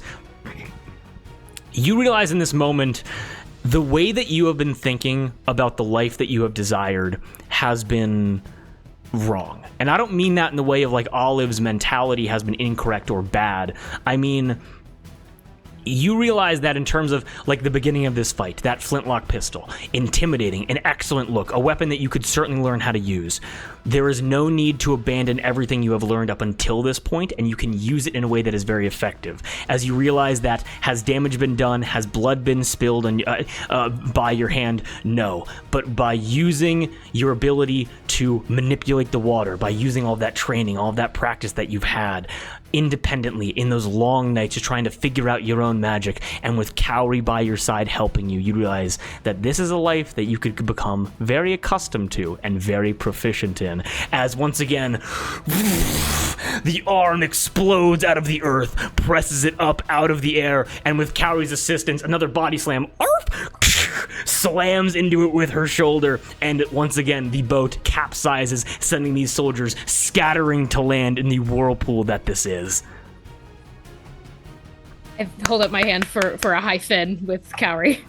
I butt my head up against your hand instead. Wait. With that, we are going to take a quick break as soon as I say one more thing, okay? Yes. Yeah. The rumbling. Palm leaves falling only 100 yards away, 50 yards away, 30 yards away. And then finally, whatever light is being cast through these palm leaves is blotted out by a house-sized shadow above you. And you are able to watch as these palm leaves directly above Gilligan's Island begin to give way, as you are able to see a giant King Kong-sized ape gripping onto the palm tree's trunk with his bottom right foot, basically his hand, bottom right hand and his right hand, and slide down it. Again, Olive, this is the size of your house. This is the size of a manor, and you're able to watch as Gilligan, silverback gorilla, like spiked mohawk, black hair with like a streak of white running down like the top of his head to his spine. You're able to see that on him he has shipping containers latched to his body. That is how those act as his leather pouches, like his backpacks basically. And on the back of his neck, you're able to see like it is so white, it looks like multiple cow skins have had to be tarred and kind of dried out just to connect this massive collar. And on the collar, right in the center, you are able to see on him, it looks minuscule. Just the tiniest little golden bell, which on its own is moving independently of his movement, as it seems like that is what is summoning him back here. You're able to watch as Gilligan and swings his way over to his throne, lands with his little stumpy legs, and then perches himself and sits and begins kind of looking over the Aquastruct at all of the chaos going on here. Gilligan is now in play. Those that are underwater and those that are on land are both able to see this. That large, like, cow skin leather strap around his neck is not only to adorn the small bell, but you realize that on the back of his neck, as he kind of like bends down to kind of like look into the water with this incredible perception, you're able to see that there is a small little platform on the back of his neck. And holding on to reins, not controlling him, but just as a way to keep himself planted on this platform, you are able to see a hobgoblin. You're able to see a hobgoblin with banana yellow skin and black hair, covered in leather armor with certain pouches of like what looks like seeds and gardening equipment. This seems to be a druid, and Cowrie and Olive, you would know who this is, as Gilligan is never seen anywhere without Edward, his best friend and his druidic translator. Finally, before we take our break, behind Edward as well, there's one more figure that I would like to introduce.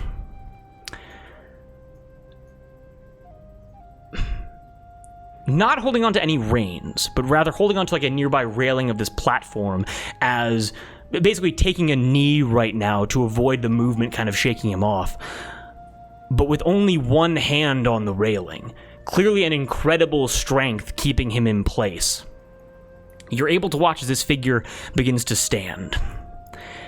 And this figure has a flowing, like, black leather trench coat, standard kind of like brown leather piratey pants. You're able to see the black boots up to the calves, but no shirt on underneath. And you're able to see it's not lean strength at all. It is built muscle, barrel-chested, no abs, but clear muscle. And then we get to the face. Green-skinned, orcish tusks poking out of his mouth. You're able to see an eye patch over one eye, grayish stubble across his chin and his nose, tri-corner hat with a Jolly Roger stitched into it.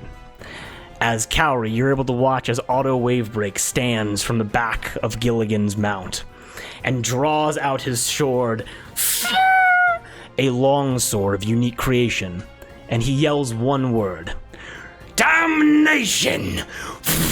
And the sword itself ignites as Auto Wavebreak, Edward, and Gilligan have entered into the fight. And we're going to take a quick break before coming back to it.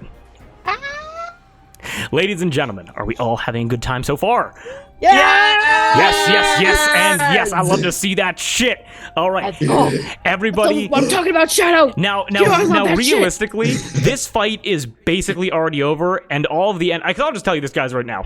The enemies are going to retreat because you guys want to talk to Otto, and I know that you want to talk to Gilligan too, and I would rather do that than spend the next 4 sessions killing all these guys. Make sense? Yeah. Makes sense. Okay, Yes. so we're going to see exactly how we come back to that in about 5-10 minutes when we are done. Everybody, Issa and Reds and whoever else is joining, we really do appreciate you being here. We'll see you in about 5 minutes, okay? Much love, guys. Oh, before you go, Yes. because you were asking about our other campaigns. On Sunday, I think, we are doing Alatur. We're streaming yes. it, so... Alatur, yes. coasting along. Yes, if you want to see the fruits of the labor of those 2 NPCs that were saved and the rewards that Les Jolies, the pretty ones, will receive, make sure to tune in on Sunday. But if you guys are heading out, thank you for joining us, but we hope to see you guys in a couple minutes. All right, peace out, guys. We'll see you in a little bit. Hey. Woo! That would have been bad. Thank you so much, Issa. Wow, that almost capsized the whole operation. TLDR, all the Alatur people are running away. Thank you so much for that. Thank you. Wow, holy crap, it's awesome to have people watching. Issa, massive shout out to you. Holy shit. Whew, averted disaster there. An excellent vicious mockery over to, well, that's a joke that's going to be lost forever. Okay, that's a joke just for us. This is a joke for the players. I already forgot what it was. Yeah, he's not crying. Called him a He's just French swimming. fuck. Right. Exactly. With all, so all the Alatur people run away because Gilligan is now rocked up and just terrified them all away. And you guys now still kind of on your boats. Gilligan kind of takes back his throne now that all of the combatants have left as everything keeps rotating around. And he looks towards the boat that has the most people, which is, I think we should be audible now, but excellent, a very good idea to check in, Kate. Just double checking. No, 100%. As Gilligan kind of gets up, these 2 people on his back, and straight up jumps into the Aquastruct. It only goes up to his waist as he walks over, and with a hand the size of a barn, scoops down and scoops the boat containing Mud, Rahi, her, and Duke up out of the water, and then looks over back to looks back over to everybody else who's like in the water and kind of like on the boats, and just goes and gestures you guys towards the tree, and then begins walking back to his throne. I swim after him. Swim over, okay. Swim over, swim after. Someone help. I can't swim. Oh, I'll go over to you, and I'll kind of be a seal, but I'll like kind of gesture, and then I can drag you if you want. Are you still? Do you still look like Cowrie? I do still look like Cowrie, and I I'm love gonna it. stay. There's Cowrie and a seal. Excellent. So staying as Cowrie. As all Wait, the I'll others. grab like the scruff of your clothes and just kind of drag you in the water. Wait, where's Tior? Oh, In a where? I think he might have been moved way off screen for some He's reason. over here. Oh, I see Oh, him. okay, Then got it, got it, got but it. actually, yeah. If Cowrie's got Delilah, I'll grab Tior and Out of the help flaming him boat. across. Tior kind of like puts up his hand and goes, I can actually make platforms to walk across. I just never got the chance to really do it during the fight. But I can just, if you want to drag me, you can. No, then do what you were going to do. I'm sure it would be very cool. Okay. And Tior just kind of begins like playing like a little bit of like hopscotch, just kind of going across the water. Like little purple platforms, the same ones that Olive, you and him shared back in your very first combat experience. Yes. As he's kind of skipping around. And you guys are able to make it all over to Gilligan's Island, as there is the banana-colored hobgoblin, along with this old orcish man who Carrie knows is auto wave break. And yeah, hers unconscious body is dragged over as well. The Duke LaCroix joins. Delilah, dressed as Cowrie, gets over there. And we can cut back over to roleplay as you guys have survived the Aquastruct ambush. Congratulations. And we're just going to keep the owlbear up, even though really nothing's really changing. As you guys are all able to gather at Gilligan's Island. As you all swim to shore, as you all paddle to shore, as a boat is being held in the hand containing 4 incredibly important people. Gilligan looks down to all of you. Does anybody speak first? I will address Gilligan, not beating around the bush. I turn to Gilligan and I say, apologies for the disruption to your property. We merely wanted to have a conversation with you regarding one Mori Rak. Immediately you can see a wide grin come across Gilligan's face as his eyebrows narrow in. And Olive, you would know this immediately. This is... Actually, give me a nature check. Yeah, let's just see. Because I don't think Olive's been around nature that much. She hasn't. Nature? Mm-hmm. Dirty 20. You have been around enough apelings to know that a grin this wide in this kind of context means aggression. Not hostility towards you, but it means anger, and it means resentment. Mm-hmm. As Gilligan can clearly hear what you're saying right now and understand you with that kind of reaction. We understand your resentment, and I believe we share some common ground on that front, if you are willing to exchange information. Gilligan puts the boat down. He gets up off his throne, and he puts the boat full of mud and her and Rahi and the Duke down onto the throne. He then walks over, Olive, as you're saying this, thunders over to you again, the size of a building, and with 2 fingers, very gently, as you're talking to him, and picks you up by like the back of your armor. Well, okay. And he then looks over and grabs Delilah as well. Oh. And puts you both on the throne. Like, so basically, again, it is like a football field. It's ginormous, but you guys are like so, but it's like a huge, it's like Honey, I Shrunk the Kids, basically. As he then walks over and does the same to everybody else that's kind of like scattered around. Being very gentle with everybody, as he then turns around, crouches down a little bit, and you're able to see Edwards and Cowrie. You see Auto Wave Break disembark from this little saddle that is on Gilligan as they walk up. As you're able to hear Auto Wave Break say, "Well, if that wasn't the most pleasant battle I've been a part of in the last 3 months, Cowrie." Oh shit! Looks over and says, Are you still a seal? I haven't. At this time, I will unseal myself. Okay, excellent. Because Otto's gonna go on a 5-minute rant to the wrong person as you turn back into Cowrie. Auto Wavebreak looks over and goes, "I always knew that you'd eventually split into 2 because you can't have that much positive energy in one person. Come here, lass! And comes over and, like, literally, instead of it being like a typical hug, he runs over to you. Massive orcish hands, puts them around your waist, hoists you up onto his shoulder, and begins just and begins kind of like spinning around and looking around at everybody. I like wrap an arm around like his head, kind of, and just give him like a take off his hat and give him a big noogie. Oh, he didn't do that to you. He did that to Delilah. Oh, then I don't do that. You got then the I wrong don't do that one, at all. Oh, Delilah's very uncomfortable. That was made to be as shocking as possible. I knew exactly what I was doing. As he goes, "You're not nearly as enthusiastic as I thought you'd be." I think you're mistaken. I turn back into Delilah. I don't know if I can control it. Does it just Can you control it? wear I would off? assume that you can. It'd be kind of weird if you I couldn't. would assume I can take it off. As Stuck like this. as Otto takes you off of his shoulder, he looks at you and he goes, "Nonsense! I would know Cowrie Shadrach along with my own children." And then you turn back into Delilah and he goes, "I have been duped and mistaken." He immediately puts a giant finger in your face and goes, "You've offended me by lying to me face, pretending to be someone who I consider family to myself. What do you have to say for yourself? Whatever your name may be." I was about to be like, I live, bitch. I'm not sorry. I say to Otto, she had my blessing if it helps. I'm fully Oh, did supportive of I? it. I didn't know that.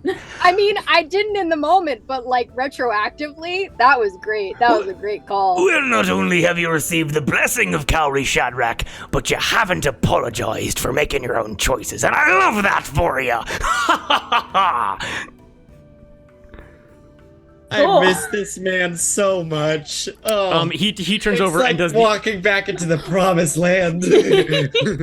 he turns over and does and goes. He looks over to Cowrie and goes, "You're the right one, correct?"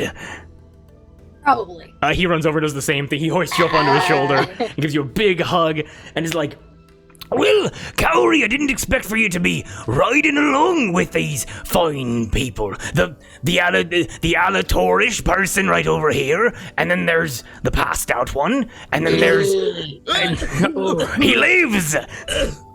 Mud, are you alright?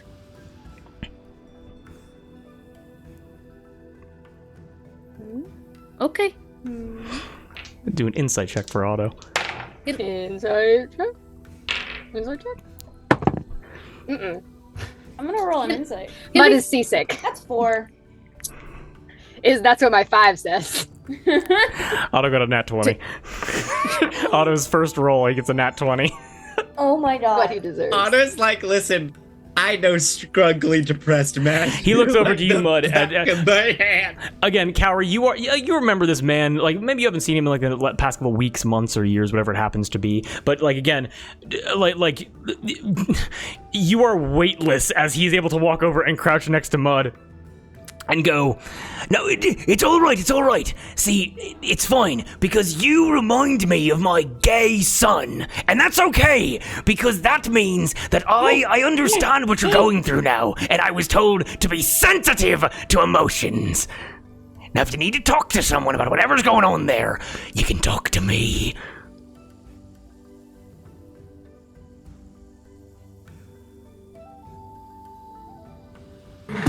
Who are you?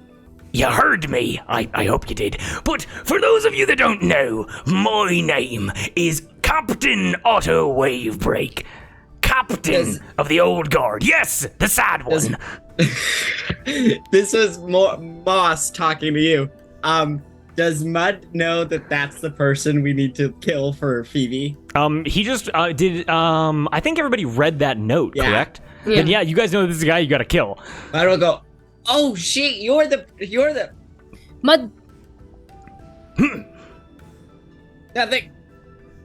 I don't know if you are. I step between Mud and Otto, just to like shield Mud from Otto's eyesight, and I say, He'll be fine. Thank you for your concern, Captain Wavebreak. Anytime I am learning to be sensitive to the emotions around me. But I am so rude, as of course I know Cowrie, and Delilah has stood up to me in the first 15 seconds of us talking. There is the sad one, and then there's you. What is his name and what is yours? His name is Mud. Mud! I love that name. It's a very nice name. I was gonna lean over to Mud and be like, this is like whiplash, right? Like, this is a lot, right? Give me, guys, give me insight checks on Otto. Just give me insight checks on this dude. Everybody? Not one! Not one. Hang on. Delilah does not like him. 18. He's up to nothing good. Got an 8. Yeah, Delilah, this That's dude, Batman. this dude reeks of just like rum and gunpowder and energy, and it seems like he just has no sense of like, he's respectful but doesn't have a sense of like boundaries or of tone, and you're like, this guy's full crazy. This guy is hair trigger in every interaction that he's in. And for Mud, you look at him and you can see, like, again, he is full crazy, but you're able to see that somewhere in his life, in his past, he has had somebody that has anchored him, similar to Rahi, to loyalty and towards, I guess, motivation to do better. And even though he's not like the perfect person, you're able to recognize, even though it's okay to be reserved with him, but you recognize that there is good within him. Make sense? Mud will just he'll mouth to himself as he looks down like, I don't want to kill him. Aww. I like this guy. And he looks over to Olive, because I don't believe Olive made the introduction yet. Pleasure to meet you, Captain. My name is Olive. Olive! What a wonderful... And you were able to watch as he takes his eye patch off of his eye and reveals a perfectly fine eye and puts it on his other eye and goes, Now color me crazy. I'm not crazy, but I believe that your name matches your little crown there, correct? That is the second time I've gotten that in the span of a couple of days, yes. Well, I can almost guarantee that they did not have the connection to the color green that I do. and you see his like green orcish skin. Mm-hmm. As he looks around and goes, But some fine fighting out there. What was all of that about? and you guys are able to see that like Edwards and Gilligan, who are far more important than whoever this guy is, Gilligan has put his like massive elbows on like the armrests of the chair and has just interlocked his fingers and is just watching all of this conversation happen. Listen, who needs television when you have Otto Wave? And Otto Wave and Edwards is just kind of like looking around like, when do I step in to stop this conversation so we can be professional about this? As Otto looks and goes like, Well, what's brought in Cowrie? and immediately focuses in on Cowrie and goes, Barnum Shadrack. Where is the old son of a bitch? I super got separated from the barn in a string of events that led to me getting arrested once or twice, and I didn't want to bring that kind of attention back to the barn, so they went on their way. But they super duper got taken to Tangleroot. No. But we're gonna go there, and we're gonna get them back. I was going to go there as well. And we're gonna Yeah? kill Slashclaw. Yes, that was a vacation destination for my daughter and I. Vacation? It's, What? Elaborate. It's hell of on course. earth. What are you? he looks back over to Edwards, and they both like have a chuckle as Otto goes, My daughter, my gay son, and my gay stepson. We are having a bit of a vacation, and we're going around. We have stopped in the arbor, and on our way back, we're going to stop at Tangroot and kill as many slavers as we can. Aligns with our goals. Do you want to join us? Would I and like your to join you, Cowrie? family? Do I? My lord, have you heard of this deer clump on himself? Cowrie, you mean to tell me that the barn has been captured? Yeah. Barnum, Shadrach, and Landon, and the Clumpin' Cleric and all. Mm-hmm. Tesla himself. Tesla! The Company Cleric Tesla. He was at my wedding. We need to get him back. We need to get them all back. To Tangleroot we ride after our business in the Orber's concluded. Do I make myself clear? 100%. Yes. And Kaori, you and him are like engaging on a level of just stupid that truly has not been seen this entire campaign. It is clown to clown communication. That the negative intelligence just like, let's go. But again, if I may ask something a little bit more far out there, if I may be so bold, what brought you all to the Aquastruct? Are you here? How are you enjoying the full moon? There's so many conversations, but why are you here? Started here right now. I'm gonna be real. I woke up in a bag real small. I don't know what's going on. I think Delilah can answer that question. Me? Yes. Yeah, Oh, why yeah. the fuck did you push me into the water? So you wouldn't die. Why would he have been killed? Who were those men and why were they after you? They were shooting arrows at me. They were from Alator. They don't like me. Because... Yeah, we gathered all of that from their wah and shooting arrows at you. Okay, then there's nothing more to say on the matter. No. We Talk. kind of like to know who we're throwing our lot in with. So we'd like a little bit more than that. Does it have anything to do with whoever attacked you outside of the Triple S? They're the same people, basically. Duke LaCroix? Yes. No, Oh, I'm you're talking to him. addressing- You're talking to him. I'm I was addressing like, Duke. yeah, I know him. Duke, do you know anything Wait. about this? Would I know anything about, and Otto just very quickly just leans over to Delilah and goes, Now, Delilah, now I've only known you for about a minute or two now, but I'd happily kill for you. Now, you say that Alatur men are on the hunt for you, correct? We. Okay. Ha ha ha, what does that mean?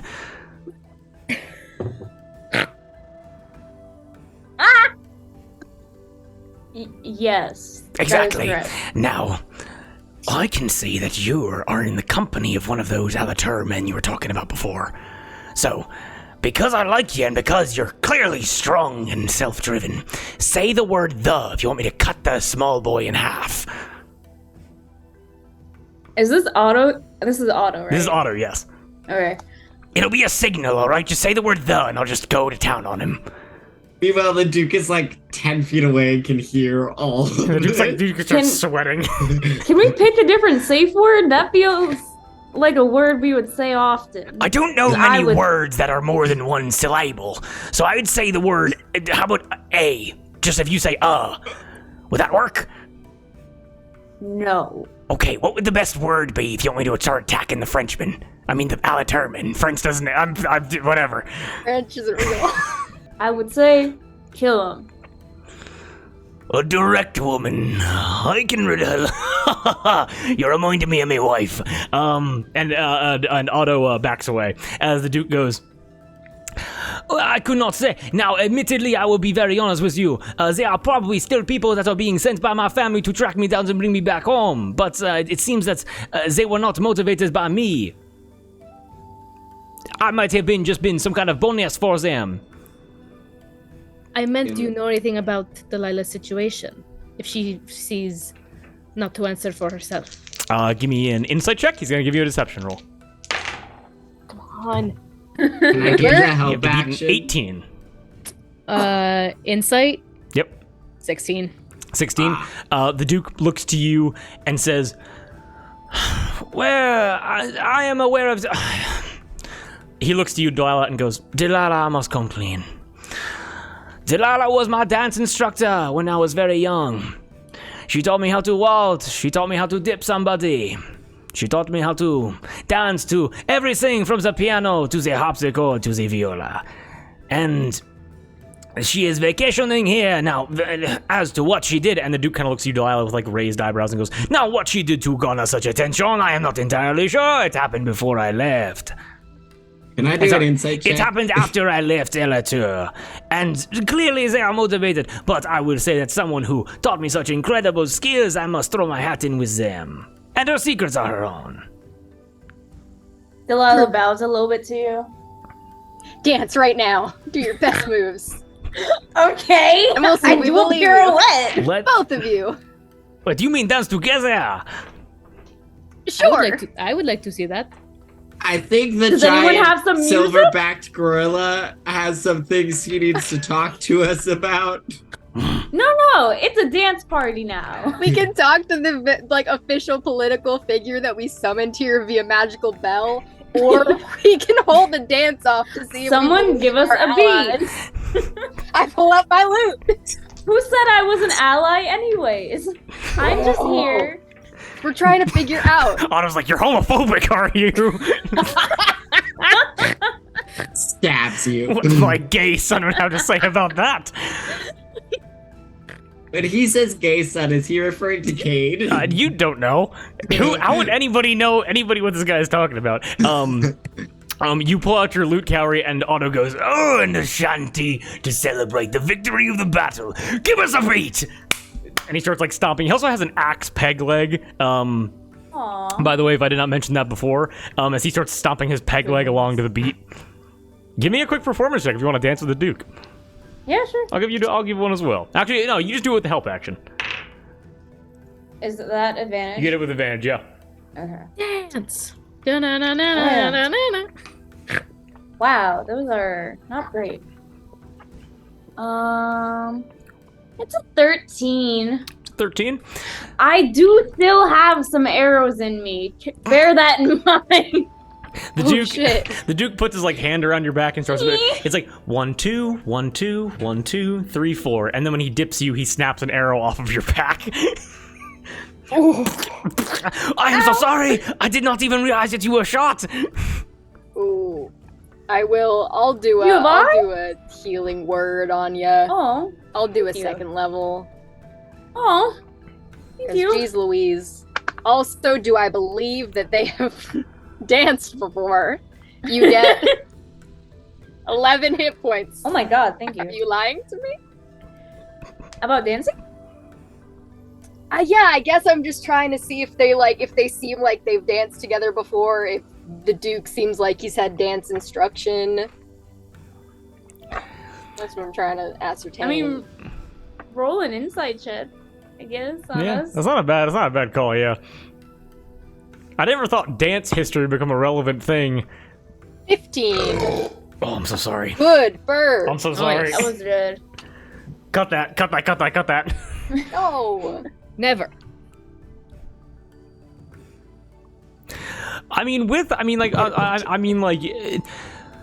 Cal, I'm sure say you can't really tell because like the dancing of the Alatur people are kind of strange. Where it's like they're very close and they're very fluid with it. The ones in the twos and steps, it's very slow, but it's also like very like it's too elegant for you. And so it's like maybe they've danced before, but also maybe they just are born knowing how to do this, and maybe they just come out of the womb dancing. Like you really have no idea. These Alatish dances, they are too slow. Right. Well, apologies for wasting your time, Miss Gilligan. I promise we did have actual business for you. Where do I even start with this? We had a meeting with Morirak, although some of us, and I look to Cowrie and her who's on the ground, and Tior too, I guess, know her based on her doctorate, and we were wondering if you had any insight to that. Gilligan looks at you, saying all that, and you're able to watch as he goes,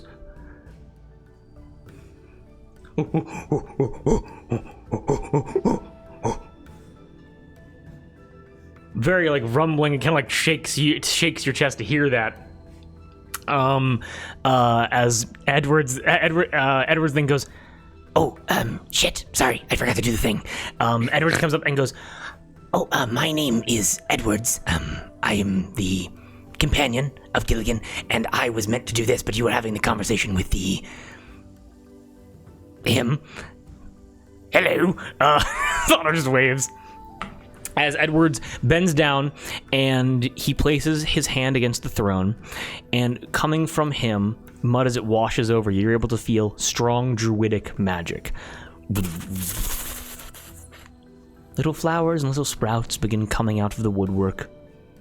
Birds begin flocking around you, and you realize that as Gilligan kind of just moves forward a bit, he just puts one of his fingers into this dome, maybe 30 feet wide, 30-foot radius. Edwards is at the center of it. You are all encapsulated by it. And those of you that are magical, you're able to recognize this is a custom spell. It is a Radius Speak with Animals spell. As it seems that Gilligan, for whatever reason, just doesn't have the ability to speak common. He can speak Apeling, no problem, but just can't speak common. And so this is going to act as a way to bridge that communication gap. So it makes sense as to why Edwards kind of follows Gilligan around all the time. Gilligan, now within that sphere, looks and goes, "You wish to know about Morirak?" Yes. You understand what she did to my brother? Yes, and our deepest condolences for your loss. What happened was horrible to hear. I was there. It was more horrible to watch.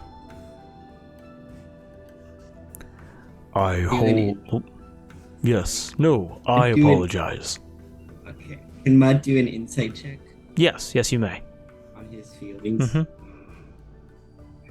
Is that no fucking No. way? Insane. Oh my god. You got all my four you, now? That's 4. You stole my I Grindle. get 4. You stole my Wait. Grindle points. You got all my luck. Grindle points. My crust. As Gilligan looks to you, and you listen, and you realize that underneath this like mountain of muscle, this humongous finger, this is a kid named Finger, this humongous figure is a very, very sensitive soul. Someone who is. It's too early. I mean, like, I don't want to sound Yeah, that's totally fine. too assumptive here, but like, seems very genuine and incredibly gentle, more so than you would expect from someone or something of this size and this position. Okay. That's gonna hold his tongue until you think it's the right time. Gilligan looks to all of you and goes, "Normally there would be punishment for ringing my bell without emergency.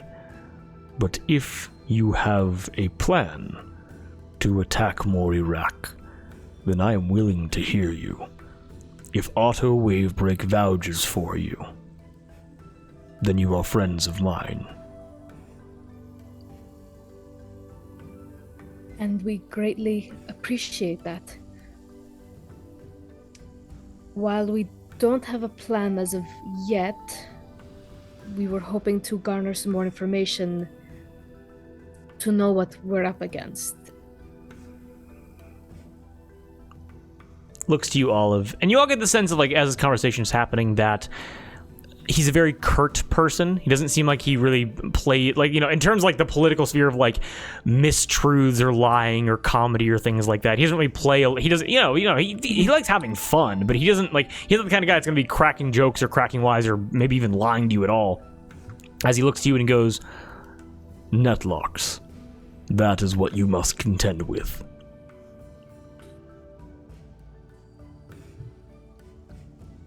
That is the only card which she can play.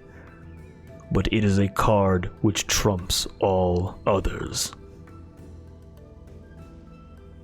You know it's weakened, right? Looks over to you and just says, "Explain." It's been needing some maintenance lately. She's trying to get parts for it. Now may be the best time.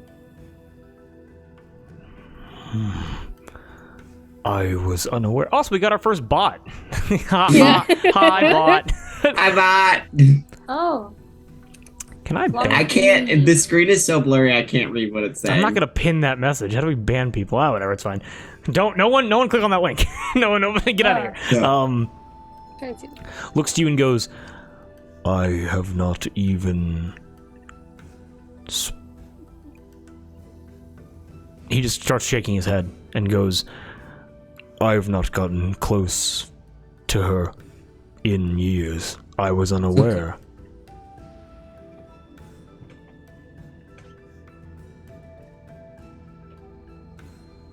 Does Oh, go ahead. it keep you up at night?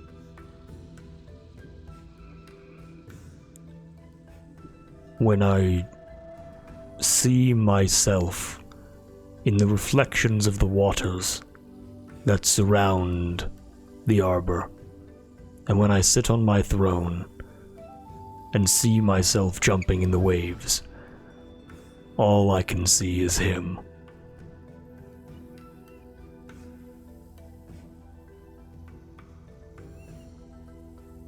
Yeah.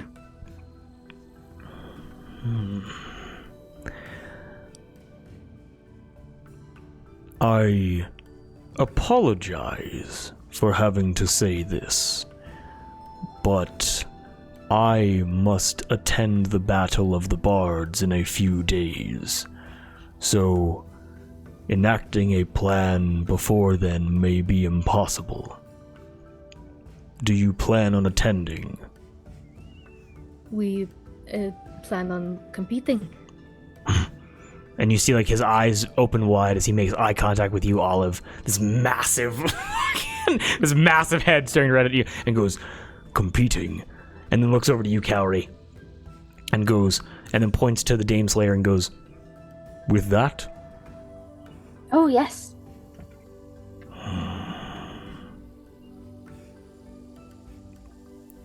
He looks over to Otto and goes, "You must judge them fairly then. These are good people." And Otto goes, I will make sure I judge them exactly how they perform.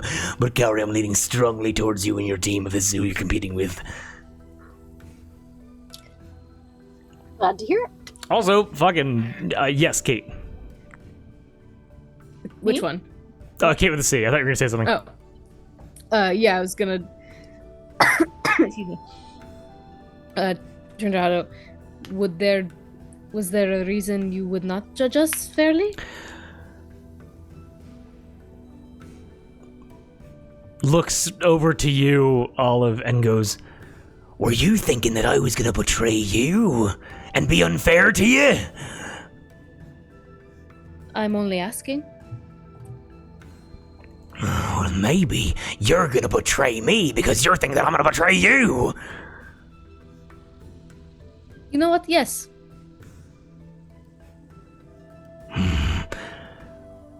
I can never respect someone who would stab me in the back. But someone who'd stab me in the stomach is someone I can drink with. Ha ha! I appreciate the warning. Glad we I'll agree. be on the lookout for you. I'd say the same, but I've seen you around.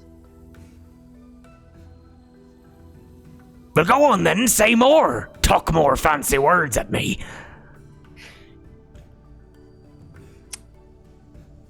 Well, I've more seen your face in print around. Oh yeah, we have this I put it back He in my snatches pocket. away. Give me an opposed athletic check. Opposed athletic check. It's out. It's out. It's I out. rage. Opposed athletic. He rages too. He's a barbarian. Help, Mud. I'm just trying to like slash it. I got a dirty slam it 20. to the ground.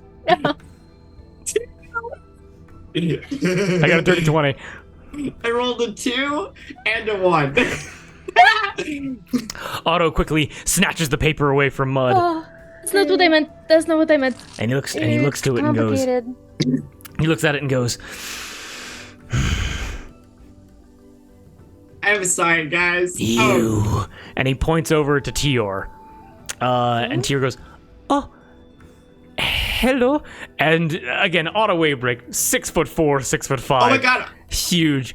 Goes over to Tior and goes, You remind me of some people I'm very close with. My stepbrother, Oleander. and he fucking, Tior's like, I have no idea who that is. Actually, wait, hold on. Oleander, the Archmage of the Ivory Tower. That is your stepbrother? How is that possible? He only had a son. Oh, your gay son, right? Of course. And then Otto goes.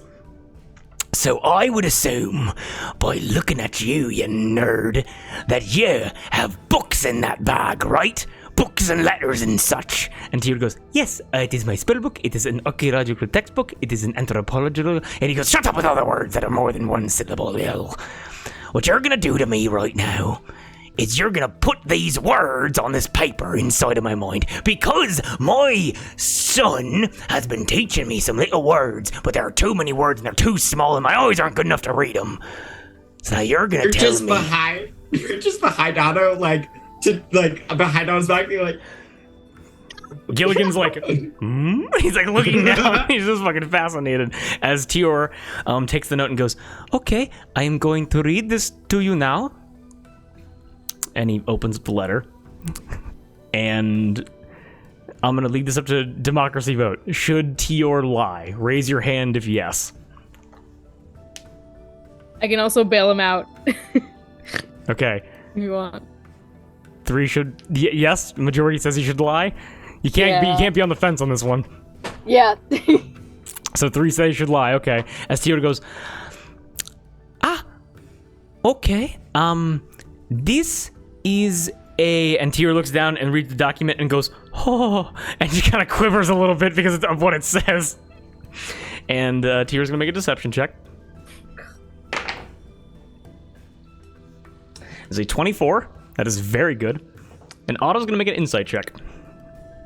I had no idea Tior was so charismatic. Yeah, goddamn. Tior goes, I understand. This is from Mud, because Mud has traveled a long way to get here, and there was talk of you on his journey here. And he was so inspired by the tales of you to arrive here that he would like to ask for your autograph. And you watch as Otto immediately lunges forward and grabs Tior by the throat. And grabs Tior and goes, Now, I'll make myself very clear here, fancy wordy boy. I wasn't even sure that I had a graph. And I don't know what a graph is, but I surely wouldn't give it over to someone who I just met. Now, am I clear about that? as Tior goes, Yes! it means your signature. I just want you to sign the paper. Otto whips around and looks directly at you, Mud, And goes, and now you wish to approach me and say that I have a sick nature?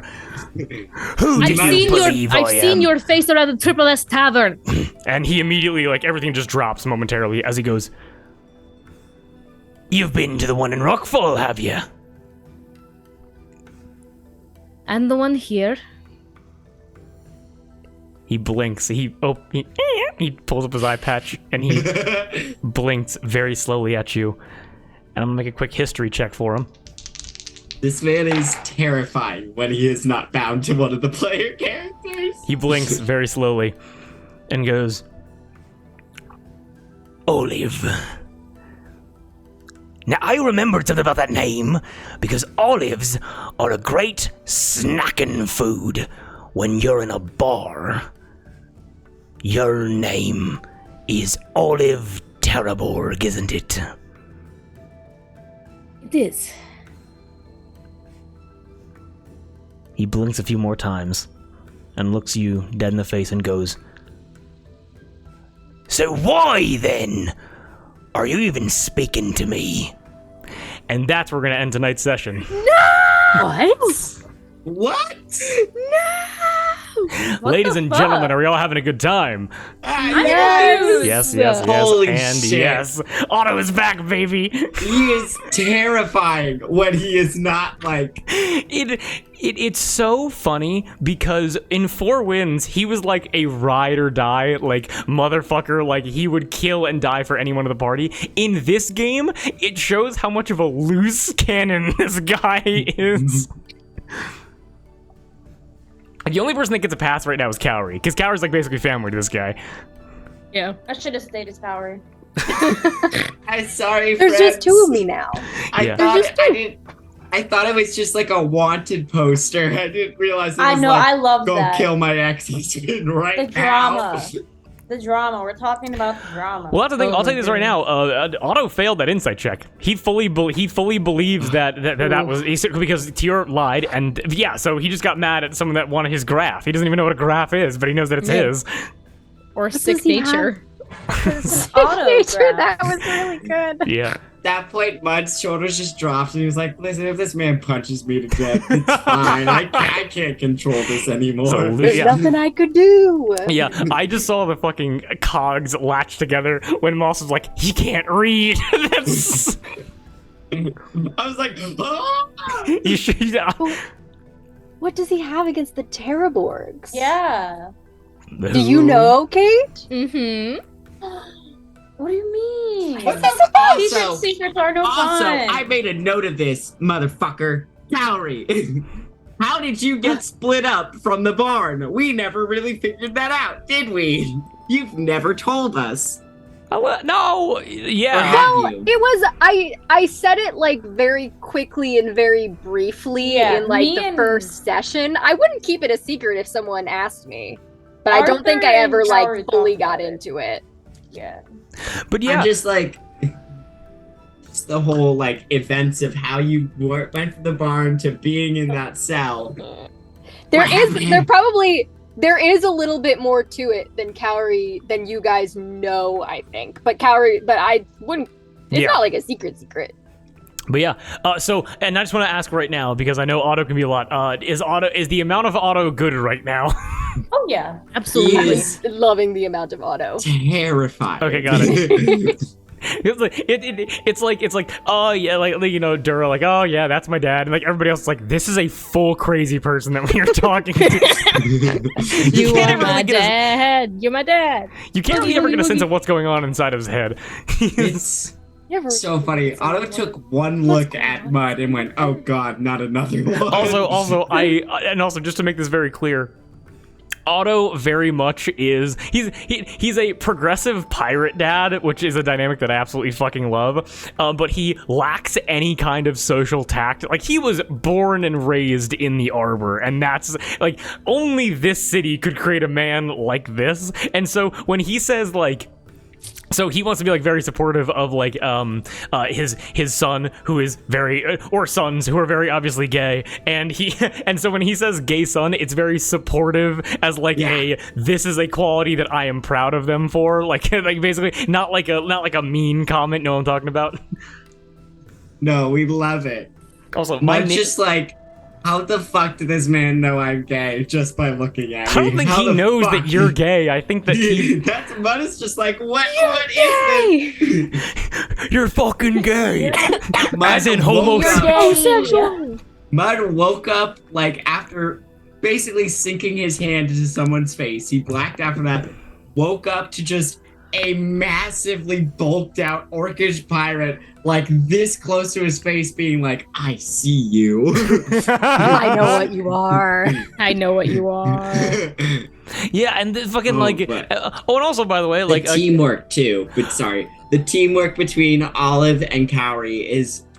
I'm eating it up. My fucking shows. I loved it. Mhm.